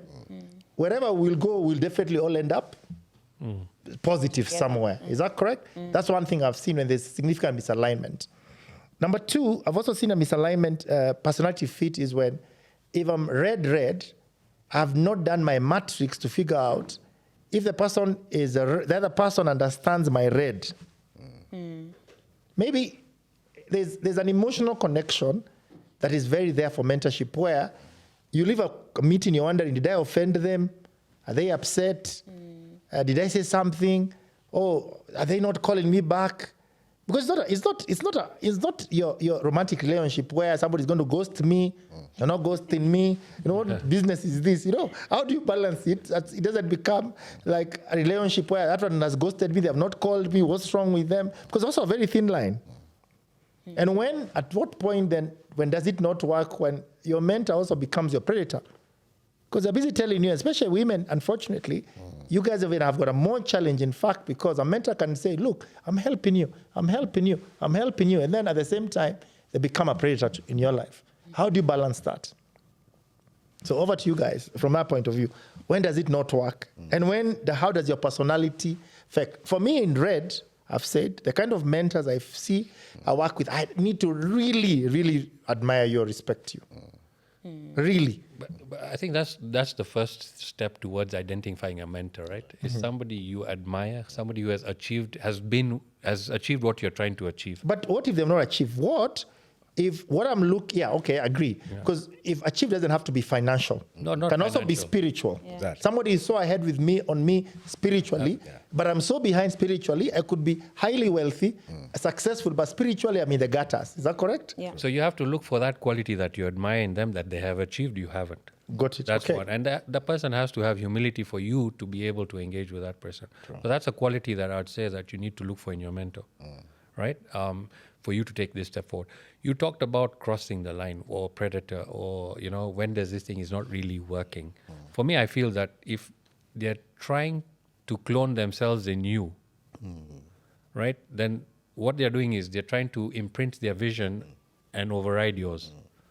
So then now there's clearly an issue there, because what they should be doing is taking you to your greatness to achieve your vision. But if they're throwing their vision onto you, then now I think there's clearly, it's moved from guidance to, maybe that's what you call that manipulation that we were talking about, right? And that becomes the red flag. So they shouldn't be trying to clone you. They should be trying to get the greatness out of you. So you have to recognize that am I still following my vision or his vision? Because that's where the clash would come then, right? Yeah, I think taking from Bobby, what is the right incentives between a mentee and a mentor relationship for it to thrive and achieve the desired objectives? Is skin in the game for a mentor an important part of that relationship with an entrepreneur? We've seen, for example, I think for a coach, I think one of the best cited coaches in Silicon Valley is a guy called, was it Bob Campbell? Yeah, Bill Campbell. Yeah, Bill I think Bill Campbell. Yeah. But remember we said you're treading carefully between coach and mentor. Exactly. And that's why you have to be careful. Correct. So You had coming back to it. mentor, that is coach. Correct. Power. Yeah. Okay. So coming back to that and asking myself, should the mentor what have some skin in the game with them, or what kind of skin in the game should they have with the entrepreneur? Or what are the right incentives? And I'm asking as a rhetoric question because I've also seen now bringing Vidukwa ground, where some mentors are happy to offer their services to you pro bono. And they do that because they are interested in your success. But also, it's not also lost that there's some social capital that they might gain from a certain level of success. So it's not necessarily a financial gain, but there's also some social capital that comes from, hey, I mentored this individual, and then they got to a certain level. Are those is it good to actually think through those incentives of why would you want to be my mentor? Is it just because you want to help and you want to have this kind of legacy? Other mentors will ask for a commercial incentive, which I don't think that there's any problem with that either. But what are the right incentives between a mentee and a mentor? Because I think around there, and if you look at the incentives broadly, beyond whether it's talk or it's capital invested or it's the success of the venture, whether it's the social capital that comes of that or fame, there's something there that ends up spoiling the relationship. That, to me, the underlying factor there is whether those the incentives are aligned properly with the objectives, and it's a hard one because I don't think there's a clear-cut view of if X do Y. It's one of those things as entrepreneurs you have to actually learn and discover as you go, whether it's working or it's not working. But as you kind of imprint that in your mindset as you get into that journey, you might be able to see, okay, to Bobby's point, this guy seems like he's trying to imprint his vision on mine, so maybe this might not work out well into the future. Well, if I look back at the case of my dad, which is, here's something that I want you to do, go do it, come back and tell me how it was. And you're not anywhere in my, you're not too much into the detail, right? So you're just asking maybe questions and you're saying, go do that and try and come back. Maybe that gives more leeway for you to continue with your journey, with your vision, rather than when then it becomes more of a detailed, almost like project managing the mentee. I don't know, but there's something there around the incentives that I think is good to always question. What I keep when he's speaking, the motivation for me as a mentor, why am I doing this? Right, exactly. Right. So, one, legacy. I feel compelled to give back. Right. I feel a duty to give back. The second, for me, is I think learning. Mentorship is a two-way street, learning street. Exactly. It's not that you're only giving. You're also learning. Yeah. When I've mentored I've mentored people, founders from the ages of 24 to 65. And said, you'll wonder, have I learned anything from a 24-year-old? Hell, a lot. Right? So there's that two-way learning. The third one I would say is, I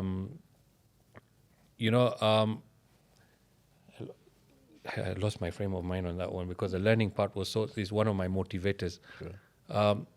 The third one is about access. In future, this person I'm mentoring, and you said it also, was, some people, it's better you mentor them now and tomorrow ride on their success, or you might need access to them for whatever it is. So as much as they need access to you today for your networks or for your knowledge, you never know tomorrow you might need them, right? So as long as that relationship and that expectation is made clear from the onset, then I think that works for me as a motivation to mentor you.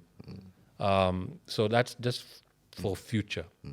So for me, I think the legacy part where I have to give back, the learning part and the access to these entrepreneurs or future is the motivation I have to consider mentoring. Exactly. And then I look for equally that the person has to be reciprocal and not waste their time. Like she said earlier in the interview, that you can talk to 1 hour and somebody has done nothing. Then, I don't want to waste my time for that kind of stuff. So where you are saying the line crosses is if you're not meeting any of these values, if you have gone outside the rim of these expectations, like you're not giving back or you're not learning, and now you're pushing your own agenda to hijack the other agenda, now that I think is going to be a failed relationship. And lastly, also I want to add that when I listen to you talking about, being red, and then you're looking for, is that person going to be a blue, more data-driven, or green, which is kind of more people-centered. I think it's also about situational mentoring, right? That there are situations that that could I get some mentor here? We want to improve our founder relationship.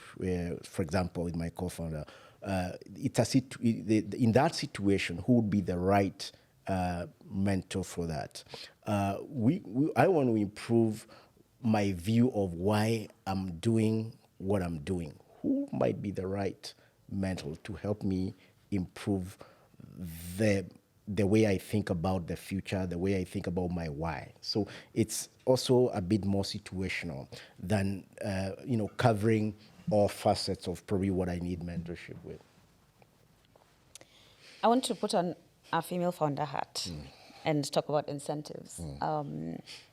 And in any ecosystem, there are bad actors. And I think that when you are seeking out mentors or even mentees, like that's an important consideration. So you talked about some people are just there to ride on your tailcoats. I think as a female, there's an additional dimension of hidden agendas. So I'll tell you guys a story. So very, very early on, I was bringing on clients, taking deposits, investing their money in an organization, Dry Associates. And I had this client who had built the relationship with for a very long time, months and months and months and months. And he used to give me small monies. Then one day he told me, I'm going to give you a big check. It was about 10 million shillings. So I was very excited. I was 22. So I'm like, okay, we've done the deal. You've agreed. You're ready to send the money, but there's a contract you have to sign.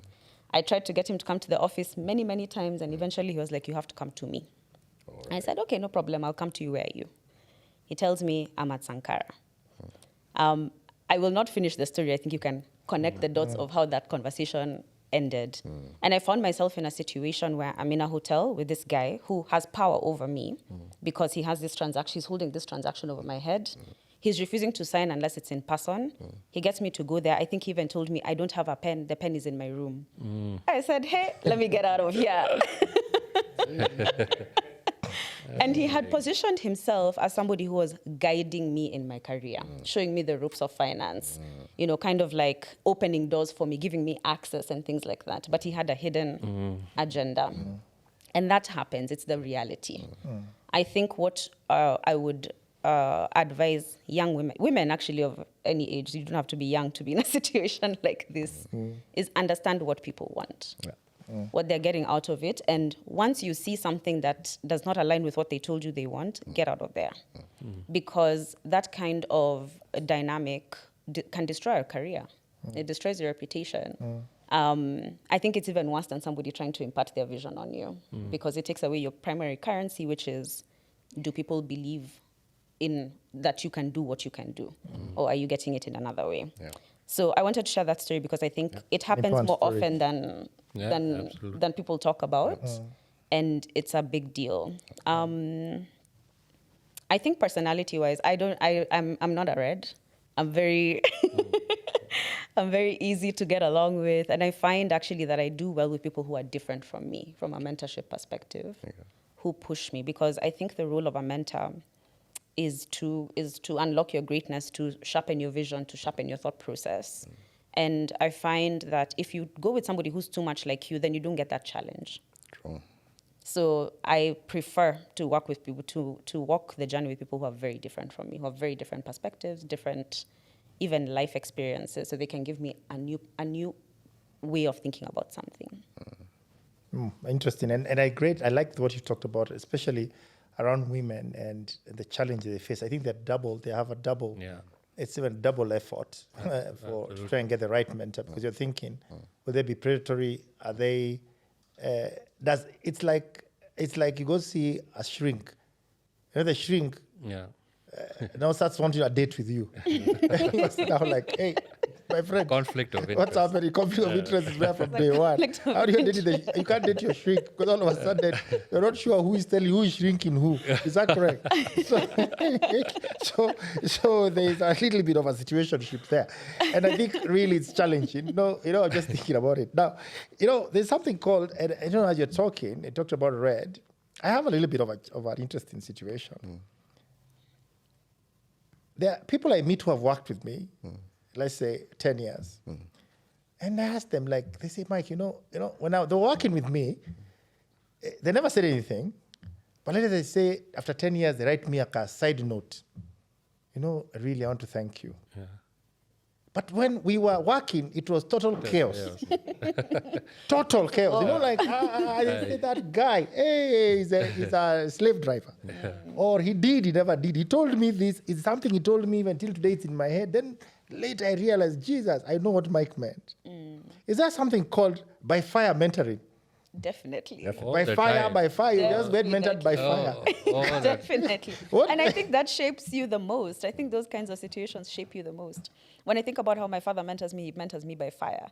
Some of the stuff, like when you talk about the cabbages, I'm like, we've been through so many things like that as siblings, where he's just really putting you in a situation of just, you need to figure out how to get out of this situation. And it creates grit. When I think about Centum, that was mentorship by fire. When I was there, the average age was 27. And then we were told, you guys need to build this mall. No one has ever built a mall before. The budget was like 25 billion. I didn't even know what a billion was. This mall is 2 Rivers. 2 Rivers. Yeah. And we are 27-year-olds over there building this. That's mentorship by fire, And I think that really, really shapes you more than the cushy one, even the structured one. I think that mentorship by fire has profound impact if you have the grit, if you have the fire to build something big. I think you have to go through that. And it's interesting because, as you said that, I've seen that some of the ventures that I've built that have been significant, I am just mentor by fire. For me, I mentor you by fire exactly. I just say, no. This is happening, not happening. It has to happen. And then people said, how can he keep us at night? That guy, that document he told me on email, this is absolutely unacceptable. One-liner. And I've worked the whole night, this document. Then later they realized they never got into that big deal they wanted because of a line item. Yeah. One line item, So the question is, do you, but also I think if you're going to mentor by fire, you have to be extremely authentic. Yeah. Because you can't mentor by fire when you've got double standards. Yeah. So that's something I think we need to agree that it's okay to mentor by fire, but you have to be extremely authentic. People cannot go behind the scene and say, see, he did something different for that one.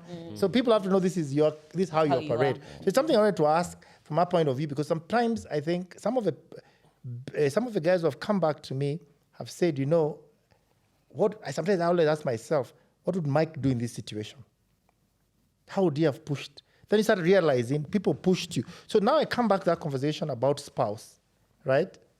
Can you mentor your spouse? And can you be mentored by your spouse? Maybe not by fire. That's a default setting. Not by fire, agreed. But can you?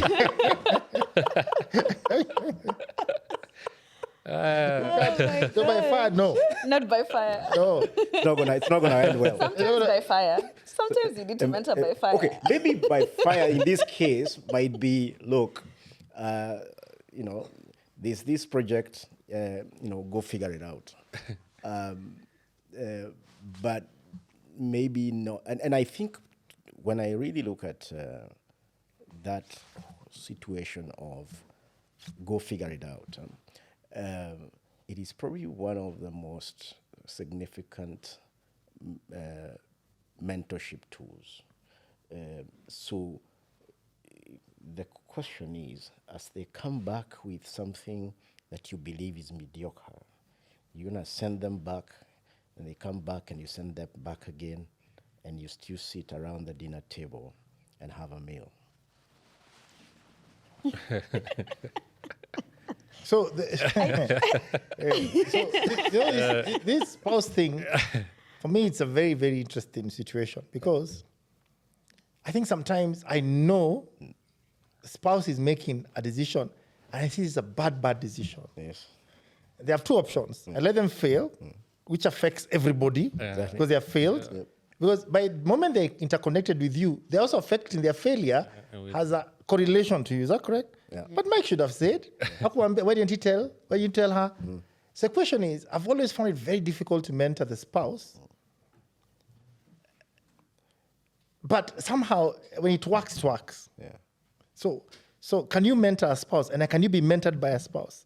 Do you feel, how do the dynamics of a relationship, how should they be for you to leverage from my capability and still be emotionally connected to me? And I'll add another question on that one you're going to answer, because I know you were going to answer. Yeah. How do you know it's not manipulation at that time and it's mentoring? Because a spouse mentoring is the one I think may have been a victim of manipulation. So I'll really be interested in your perspective on this. Interesting. Wow. I don't think that I've seen a successful relationship that does not involve mentoring, actually. But I think it has to start with trust. That's true. And if there's no alignment of incentives, like why are you giving this advice, then that relationship will collapse anyway. But I think that actually your spouse, because you spend so much time with the person you get married to, if they're not able to help you achieve your greatness, then what's the essence of that relationship? I think it's actually essential that there's a mentoring dynamic. Maybe it needs to be gentle most of the time. I do think it needs to have some fire sometimes. Because if we go back to the idea that you need to have your standards, right? Like you can't be compromising. There are some lines that people try to cross, and there has to be a consequence. And if there's no consequence, then that relationship falls apart. And that becomes a form of mentoring by fire, where you have to enforce a consequence. You have to say this is a red line, and you have to stand your ground, just like you would with your team. You have to do that with your spouse as well sometimes. So I think there has to be an element of mentoring for it to work long term. But when you're choosing your spouse, did you consider that there's going to be some moment where you have to do a cross mentoring, or do some people get to a relationship because by default there's mentorship? Maybe this should go to the young people watching. I think I saw some time back Warren Buffett saying that the greatest decision, investment decision you'll make in your life is who you choose to live with. I agree 100%. But then that brings a conversation of incentive, right? Right. And initially I was thinking when you said incentive, why would you mentor your spouse? Or why would you accept to be mentored by your spouse? Because you want them to win. Yeah. Win. So you see, in that case, the incentive is very aligned because you can't afford them to fail. So it even becomes more emotional in terms of making sure they're at least taking the mentorship. But then when they reject the mentorship, what happens? You just take the L and you try again next time. For me, I'll tell you what, yeah. Tell us for you. My ex-wife brought the greatness in me. I'll tell you the truth. I was able to achieve a lot. And then there came a point where it didn't work. And so that's when things started to fall apart. And like you, I think, okay, maybe people say I'm a red, but me, I think I'm an orange. Okay. But they see me as a red. So, but her, she sees herself as a green, but technically she's a red. Wait, can I say something there? You see, sometimes the color wheel is also situational. It changed. I think it changes. So Yeah. now, so if it was changing and it's situational, but now when you are both at red, Yeah. now who's the one who's going to compromise? Who's going to become the mentee or the mentor? So for me, at the greatness, eventually at some point, it didn't work. And that's how the split happened, right? In this context. And do you think that your why or her why changed? The reason for the mentorship, did it change? It was changing because the dynamics were changing and she was involved in the business as well. So this is a different discussion, I think, boardroom to bedroom. Yeah. There's a problem there, right? Yeah. Now, how do you do bedroom mentoring and then take it to the boardroom and vice versa? You know what I mean? That's a very different dynamic. We have a topic on that. So so that's why I'm just saying, for me, this one is a very sensitive conversation. And so I just tend to say, you know what, this one you need another 2 hours. I take it side note on that one. But there was the interesting one was what do you call mentoring by fire, right? So more than 90% of my ex-staff who I have been in touch with or keep in touch with, I have the same, I will always get these calls or messages from them saying that, when we were working for you, it was difficult, right? And you used to also tell us that, hey, listen, this is nothing personal. This is strictly professional. What I'm saying is for the good, for your good, and for the company's good. But at that time, we were just employees, right? So we were taking it negatively.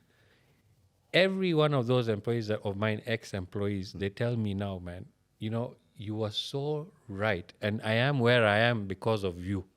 And I sit back so many times and I say, if it wasn't this lesson, if it wasn't the way I was treated at this time, I don't think I would be here.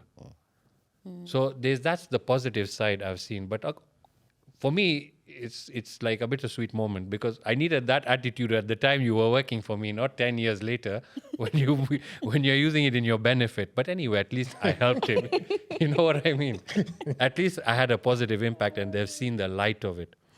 But then I've gone on to see one or two of my ex-employees who took my management style, and took my leadership style and went and copy-pasted it. For me, I feel bad for those guys because I said, did you not edit it? There was a version.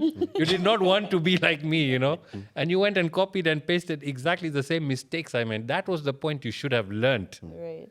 And so they actually repeated the mistakes I made. Now, how did they pull out of it, is the interesting part. Are they pulling out of it?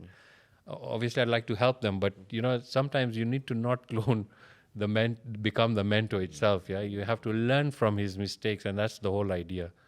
So I've seen both sides of this happening, where one has learned and the other one just gone and copied and pasted your entire style. I remember there was this guy who we were This was, I think, around COVID time, and we needed to pivot our business. And we were dilly-dallying, we were a bit comfortable, but we were also running out of capital. So I remember we had a call with him, and as we went into saying a lot of blah, blah, blah, blah, he said, wait, just a minute. Could you guys, have you guys now organized how have you started to organize the closure? And the minute he started to talk about that, it sank. Closure of your business. Exactly. And you're talking about big things, that's about closure. Exactly. He went straight to it. I mean, like, look, guys, you have about a couple of weeks of capital. I mean, you're still dilly-dallying. I mean, like, have you started to organize for the closure so that you start informing your employees? I think you should start that tomorrow. That's by fire for sure. By the following week, we had executed the pivot, and because we had started having challenges with cash flow.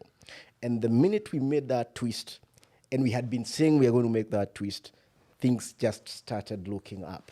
So if I remember, if I look at that moment, I think that sometimes you just need that push by fire, because if you don't get that, I think that's a point that the mentor starts to behave like a coach. And if they don't do that, then they will probably not going to be very useful for you to be able to turn around. So then that brings the very interesting matrix, which I've just thrown here. If you then say mentor, you then put coach, horizontal in pillars, mentor, coach, okay? And then you put advisory board member. And horizontally, you say, can there be a combination of mentor and coach? Who is that person? Who is mentor and coach? Is there a combination of mentor and advisory board member? Yep. It's a mentor who has a strategic input in your business. So I could have a mentor who is great in finance and capital raising and will tell me, I get you emotionally, but I also think your business is in a stage where you're going to run out of capital, or you just, whatever. So they're playing two roles. There's a mentor role, and they're an advisory board member. Maybe they're not even in your advisory board. Maybe you got them as an advisory board member, then you realize they can also become a mentor. It depends on how you guys started this relationship, right? That brings the issue of incentive. Then there's another guy who becomes a mentor, but he's got natural capability to be a coach. Yeah. It's inherent in them as a coach, right? Then there's somebody else who is a mentor, right? But who can also be a coach, and I can also be an advisory board member. Very unique person to have, and eventually can sit in your board. Yeah, is that correct? So those are dynamics you have to think. We have to think about from that combination of skills. Is right from an incentive point of view. Yeah. But then the question then, what pathway do you use to acquire a mentor? Because I'm just thinking right now, are there people, the mentors that I've really had a great time with, without realizing, he called me every day, apart from Sunday. You talk a lot. He just used to call me randomly. At that time, there was no even WhatsApp. Hello, what's happening? Randomly, like, hello, Mike, how are you doing? How was the day? So what happens, they validate your thoughts. There's a little bit of an uncertainty. So one day I was asking my mentor, I said, you know me, I'm struggling to get into one corporate organization. You know these people. The guy told me, Mike, do you have a good product? Yes. If I go, they will think it is me who pushed you. And they'll naturally block me. So I would recommend, if you have a good product, you find a way in.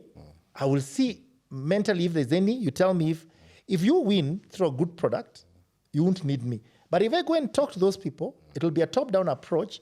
They'll give you today the deal. They'll block you tomorrow. Yeah. So that's a very interesting dynamic of a of a mentorship position, correct? Because they know, don't leverage me, my brand, go with a great product as you go through that value chain, right? So the question I want to pose is about lifelong mentors. People you feel at whatever stage of your life, if they plug in, if they've not seen you for a year, you feel like you're willing, the energy level, first, not seeing them is because you've not looked out for them. But when you meet them, you feel like you want to pour everything. That's number one. That can be a lifelong mentor. And then how do you make sure that your energy exchange with your mentor is aligned? Because I think to a large extent, your mentor, you need to feel there's an energy exchange. Yeah. So I've been mentoring this guy for the last 3.5 years. Sometimes I feel that my energy doesn't align because it's almost one way. But the thing that motivates me to keep going with this guy is that he really listens, So if you see the transformation, when he met me, and after we started the transformation, and it was not an intentional formal relationship. It's a friend I'd known for very long, for 30 years. And when I met him and I found him in this state, I was like, what is going on with you? And then he kind of told me his journey. And this is a guy from being a billionaire to coming down to nothing. So that's a real bad beating, right? Losing the family, losing the wealth, now almost losing his health and his mental stability. And because I knew him, I just felt that, no, this can't be happening. So we got into the relationship, and then he told me in his own words that if I hadn't met you, I was 6 months away from killing myself. Wow. Now he made that statement, but I could see that every time I talk to this guy, he listens. Because there was one day, first of all, he was so beaten down that when I was trying to help him, he was just fighting me. Yeah. And one day I just told him, dude, first of all, I'm gaining nothing by helping you, right? So let's get that clear. Secondly, when I'm saying something, what have you got to lose? Because you're really at the bottom point now, right? What have you got to lose? And the guy was so upset, he just stormed out on me and went away. Next day, I was doing my rounds in the compound walking, and he comes down. And this is that light bulb moment that happened. Remember, I told you it was a perspective and a switch, just a little switch. Something happened, it hit him in the night. Maybe I just gave it to him by fire, right? And he came back the next day. He says, you know what? You are absolutely right. I've got nothing to lose. Why am I fighting you? You have nothing to gain from me. I'm ready to learn. I'm ready. Just tell me, what is it that can pull me out of this? I said, okay, I'll just tell you what I did to pull myself out of the situation because, I've been through it. You've seen it. He goes, yeah, I've seen it. And how did you get out of it? I said, well, now you're ready to listen. And the journey started. And that's when along the way he told me that if we hadn't done that, then I think I would have killed myself. And so he says that day, that moment, epiphany moment for him is his second rebirth. So he celebrates it every year. And he has a party around it that I'm reborn again. And this is the guy who helped me and anyway, it's not the glory I'm after. But why I keep going with this guy, even though he's an emotional drain at times, is because the guy listens and he has transformed himself. So that is the motivation you have. But you're right, there's a time now when I'm in a situation where I feel he may be crossing the line. So I have to be very clear with him that there are certain things I will help you with.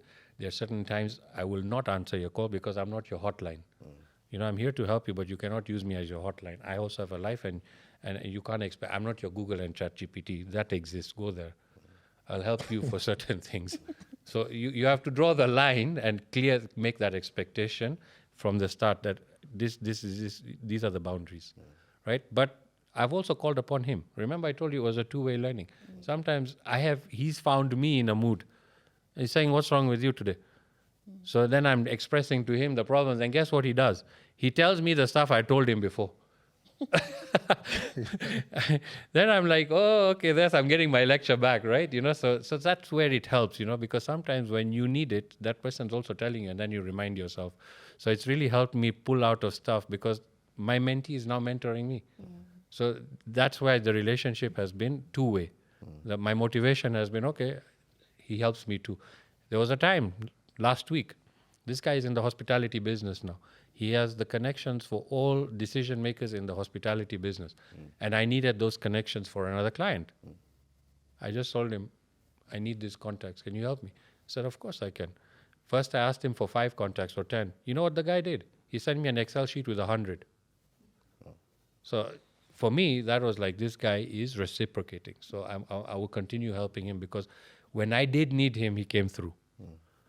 Right? But now he wants me to sit on his board, and I'm thinking, now that's going a bit too far, because then that's now where, am I, one, qualified for what he's asking for that level? 2, do I really want to do this? Am I then going to, because now the expectations will change. The financial obligations on both sides is a real concern. Exactly. And then will I undo or mess this relationship up?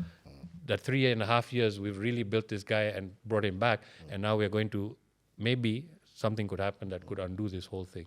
So I don't know if that answers your question. As a mentor, as a person wearing those multiple hats, for me, I'm concerned, like, would I want to continue going to that level? You know, and maybe I was successful with him in one aspect of his life, but will I do the same? Is his expectation too high? So I have to look internally myself and say, is this something I want to get involved with? So I think the mentee has to identify that also, that the person that they're thinking wants to play these multiple roles, maybe have an open conversation with them and say, you know, this is what I expect of you. Do you think you're up for the game? And let the mentor then make a call on this. But the clear message is, have that conversation of the expectations. But it's interesting, when we had breakfast together, I told you, you didn't realize you'll hit 3 hours in this conversation. We had 2 hours, 30 minutes. Whoa. Oh, wow. You'd not even believe it, right? It's an hour. And I think it's a great way to start looking how to wind up this conversation. And really it's about coming back to from you, we are all past that 21. Hoping that you're not going to be doing trying to rediscover yourself at 21. Then now you're moving towards your business. Then we've also agreed that we are in a country setting where we need to be the transformation. You have to be transforming people around us, because, as you said, this is a small initiative here we are doing that could create a whole new whole movement of a whole generation of entrepreneurs who, they're almost like they create fire. Right? Because when an entrepreneur says, I'm going to have 40 people, it's his energy that goes into those 40 people. So in one way or another, if we host 300 entrepreneurs here, indirectly, they'll maybe influence 30 times 100, maybe 30,000 people. 30,000 people down into families, into that whole conversation. Because I'm sure there's somebody who says, my boss does. I'll have my boss does. Even me, I will do. So let's look at a closing position in terms of this whole thing about mentorship at an individual layer, then you look at it at a family layer, then you go with it at a community level, then also at a country level. What's going to be a legacy conversation around those dimensions? Because we can't say Kenya is not moving forward. We are in the country, and we also need to ask ourselves, what's our responsibility daily towards doing this? Yesterday I would have had a late night, and you'd have had a late night, but you came here at 7:30. The trade-off would have been late night, go complain in a bar, how badly you feel or not how you don't feel, and wake up maybe at 11, hangover, have some soup, 12:30 you continue your life, right? But you're here at 7 o'clock having this conversation. Now, how then can we? That's a decision you made, right? Which then it's your contribution towards this movement. Now, let's look at it. How do we close this by saying, we are going to be the change makers of the country. We won't expect it to be our leaders only. Number 3, you have a responsibility to mentor the next leader. Maybe the guy who's going to become the next cabinet secretary, the next MP, MCA, is somebody who is with you every day. So you have a responsibility, right? Yeah. So what do we need to do as we close this? And your take, because we need to put commitments and such that people can hold you accountable. We've agreed, we've been mentoring people. We've made a difference. We're still making a difference. But what difference are you going to do for the country? Anyone can start and close. This is your closing position. Me, for the fact that I've shown up here and I've given you my commitment many times that I have 100% taken responsibility to help where I can. And my legacy is not about the great things I built. or we'll build. My legacy is that I want to help people achieve their greatness with less pain than I went through, right? So that's why I'm here. That's why I had a late night, yesterday, and I'm here today early morning to come and talk about it, because I really just don't want anybody to go through the pain I went through. And because I also think it's just not necessary to go through that journey. You can learn from forums like this, right? And these forums will only succeed if people like us step up and people like you step up and bring us together. So first, my position to you, and I must commend you for what you're doing. And, you know, people should actually, this is the movement you're creating and should follow this. The impact we will have here, like you said, could be multiple. But even if it just makes difference to one or two, that's something you've done, right? If it impacts millions, great. We'd like to be part of that journey. So for me, as I would say, is just to give back so that nobody has to go through that pain. That's my simple motivation to do this. As far as national level is concerned, well, hopefully you're making the difference. And we can't discard the national level, but it starts somewhere. You have to be the change that you want to see, right? So, Mike, you took it, you called us, we stepped up, we're here, and we're hoping that it'll go to that national level, right? So we are playing the part. Now we will wait to see how things unfold and how the impact is on people. So we can't say that we are wasting time or we tried and it didn't happen. No, we have to be positive in the journey. Let's do it together and let's move forward. That's my position. That's my motivation, and I think you're doing a great job. And I'd like to continue being part of that journey. Thank you for inviting me again, and I look forward to being part of it in the future as well. Thanks, that's Bobby. Yeah. No. I think for me, Mike, first of all, thank you for inviting me to this forum. I do believe that, as Bobby has said, we are at a very crucial moment in our nation, and actually even as a continent. If you look at all the macro factors, we are at a time where we are the most youthful continent, and we are also the most. We are also at a point where we are the less productive continent. If you look at just the share of GDP or trade within the global economy, but it presents us with a huge opportunity to reshape our entire society in a very, very short time, because in any economy, 20, 30 years is actually not that long. But I do believe that when we start taking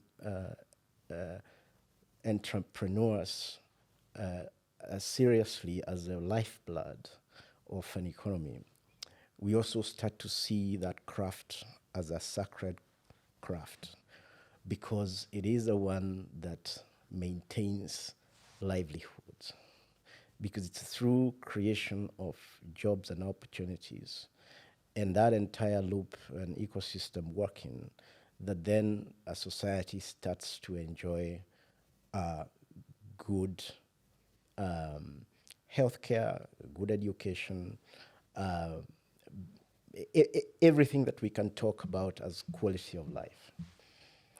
And that realization, then what we are doing here is what are some of the missing ingredients that can shape the energy we see in the streets of Nairobi, the streets of Lagos, the streets of Mombasa. That hustle, how does that hustle become converted into much more high growth opportunities for our people, and especially the young people that are in so much desire to change their fortunes and those of their children and those of their children's children. To me, that's the way I see it. That through this, movement, through mentoring them where we can enable them to really be transformative for generations to come. And really, what we need is, what was needed is just one simple idea that continuously imparts competency in entrepreneurship. And we say competency is actually about the technical knowledge, the skill, the how, but more importantly about the character, right? And if we can contribute in shaping that competency, and that competency meets with the new kind of growing momentum of investors that want to put money behind those ideas and those people who have that competency, then we'll be reaching for much greater heights. And for me personally, I have looked at my experiences, I've looked at my life in the last couple of years, and I want to be part of it. I want to be part of growing that next generation of entrepreneurs, especially technology-driven entrepreneurs, that will make this continent, this country, greater. As I said, and I'm not shy about this, as we reboot it, because it has been almost 100 years that we've had this experiment that we call Kenya. And we know a few things have worked okay, but we know a lot of things have not worked well. How do we then use these opportunity of all those folks who have great ideas to become greater, and also as they succeed, they fund others, and as they fund others, they come with more competency in how they fund them and mentor them. So I'm really happy to be part of that loop and that ecosystem that enables that continuous growth of our continent, so that we can't keep talking about how well we are sitting in terms of opportunity and potential, but then we don't go for it and we don't reach it. It's a time, I think, a lot of us who have been able to taste a bit of that success or learnings come and drive this entire movement, so that we just make our country better and better. Fantastic. Yeah. I think for me, the way I think about making change is it has to start from the bottom and you build a pyramid that creates lasting change. And I think about my own story. I'll speak about Dr. Farai. She pushed me to apply for these programs. I got into Oxford. Oxford gave me knowledge, gave me access, and gave me capital. Because of having that brand on my CV, I was able to raise money to start a business. I started this business, Africa's Pocket. We've now helped very many people get their money right. So we're organizing capital that's going to go into supporting SMEs, into driving the economy. And one of the decisions actually made was that we're only going to invest in Africa. We're not going to invest US dollars. We're not going to invest in the New York Stock Exchange. We invest here. The money stays here. Now, that's Farai's impact on me and has created a multiplier impact, because I have now helped the people who are our customers, who have become our employees. And on parallel to that, every single year, I help somebody else get into an Ivy League university. So now, 6 years later, I think there have been 10 women like me who've gotten into Harvard, Stanford, Oxford, etc. They will probably go on to build companies or run organizations and can have an impact like this. So when you think about the decision Dr. Farai made to just push me, one person, and the number of people it has affected, it's profound. So what if all of us did that? What is that number at the bottom? I think we can get to the billion people in Africa for sure. And so for me, the way I see change happening is you start with the person next to you. You transform their life. You give them access to knowledge, capital, and the right rooms. They do that for someone else. They do that for someone else. And before we know it, Africa will stand on her own. We'll be able to make a change. We'll be able to run our own economies. We'll be able to choose leaders because you cannot be controlled by 200 shillings because you have your own. You can stand on your own. I think that's the way to make a change, and that's the approach I'm taking, and that's the commitment I'm making. Wow, amazing. It's really, for me, I'm very honored to be with you guys here because when I look at closure, as I close this, one question I asked myself as we set up this movement was, what brings me joy? I remember when I started writing this, and I asked myself, what is joy? Joy is, how do you affirm joy? Joy is when it's moments, right? But what is a continuous? Happiness is also, I don't call it happy, let me call it joy. It's when you see that your hands or your thoughts have helped shape a generation or somebody's life or everything.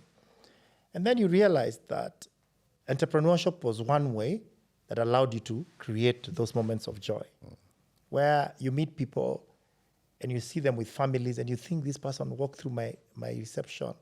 We hired them without any tribe. I didn't know who they were. I didn't care. They just had the competency. And today I look at them and they've got a family. They're leading some big organization.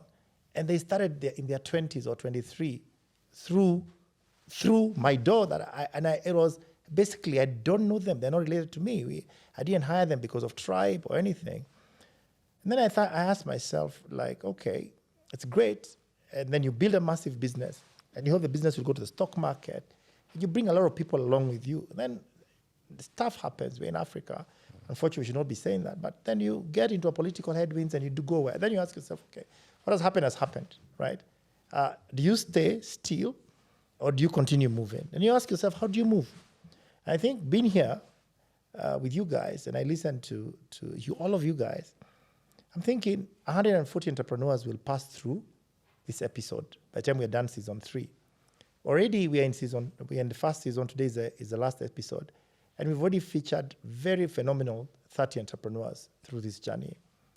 By the time we're done with this, maybe in the next 6 months, in the next season and next season, maybe we'll be done with 140 entrepreneurs. 40 times 3, 120, maybe plus myself 121 entrepreneurs. I can almost ascertain that's the next generation of leadership. Maybe not 5 years, maybe in the next 3, the next 5.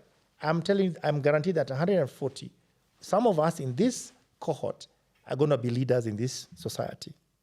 100%, I can tell you, at a leadership level.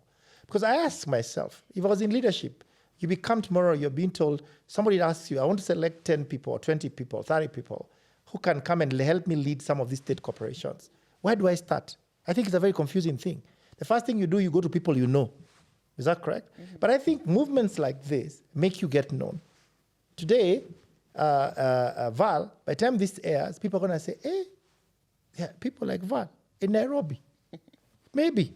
People like Peter in Nairobi. Where will they know you? Because maybe the corridors in which they would have known you, Bobby, would have been corridors of who knows who, but they don't know you. So we have significant talent that remains under the radar, either intentionally or whatever. People don't understand you, or they just know you from one lens. They'll know you from a lens of Africa's pocket.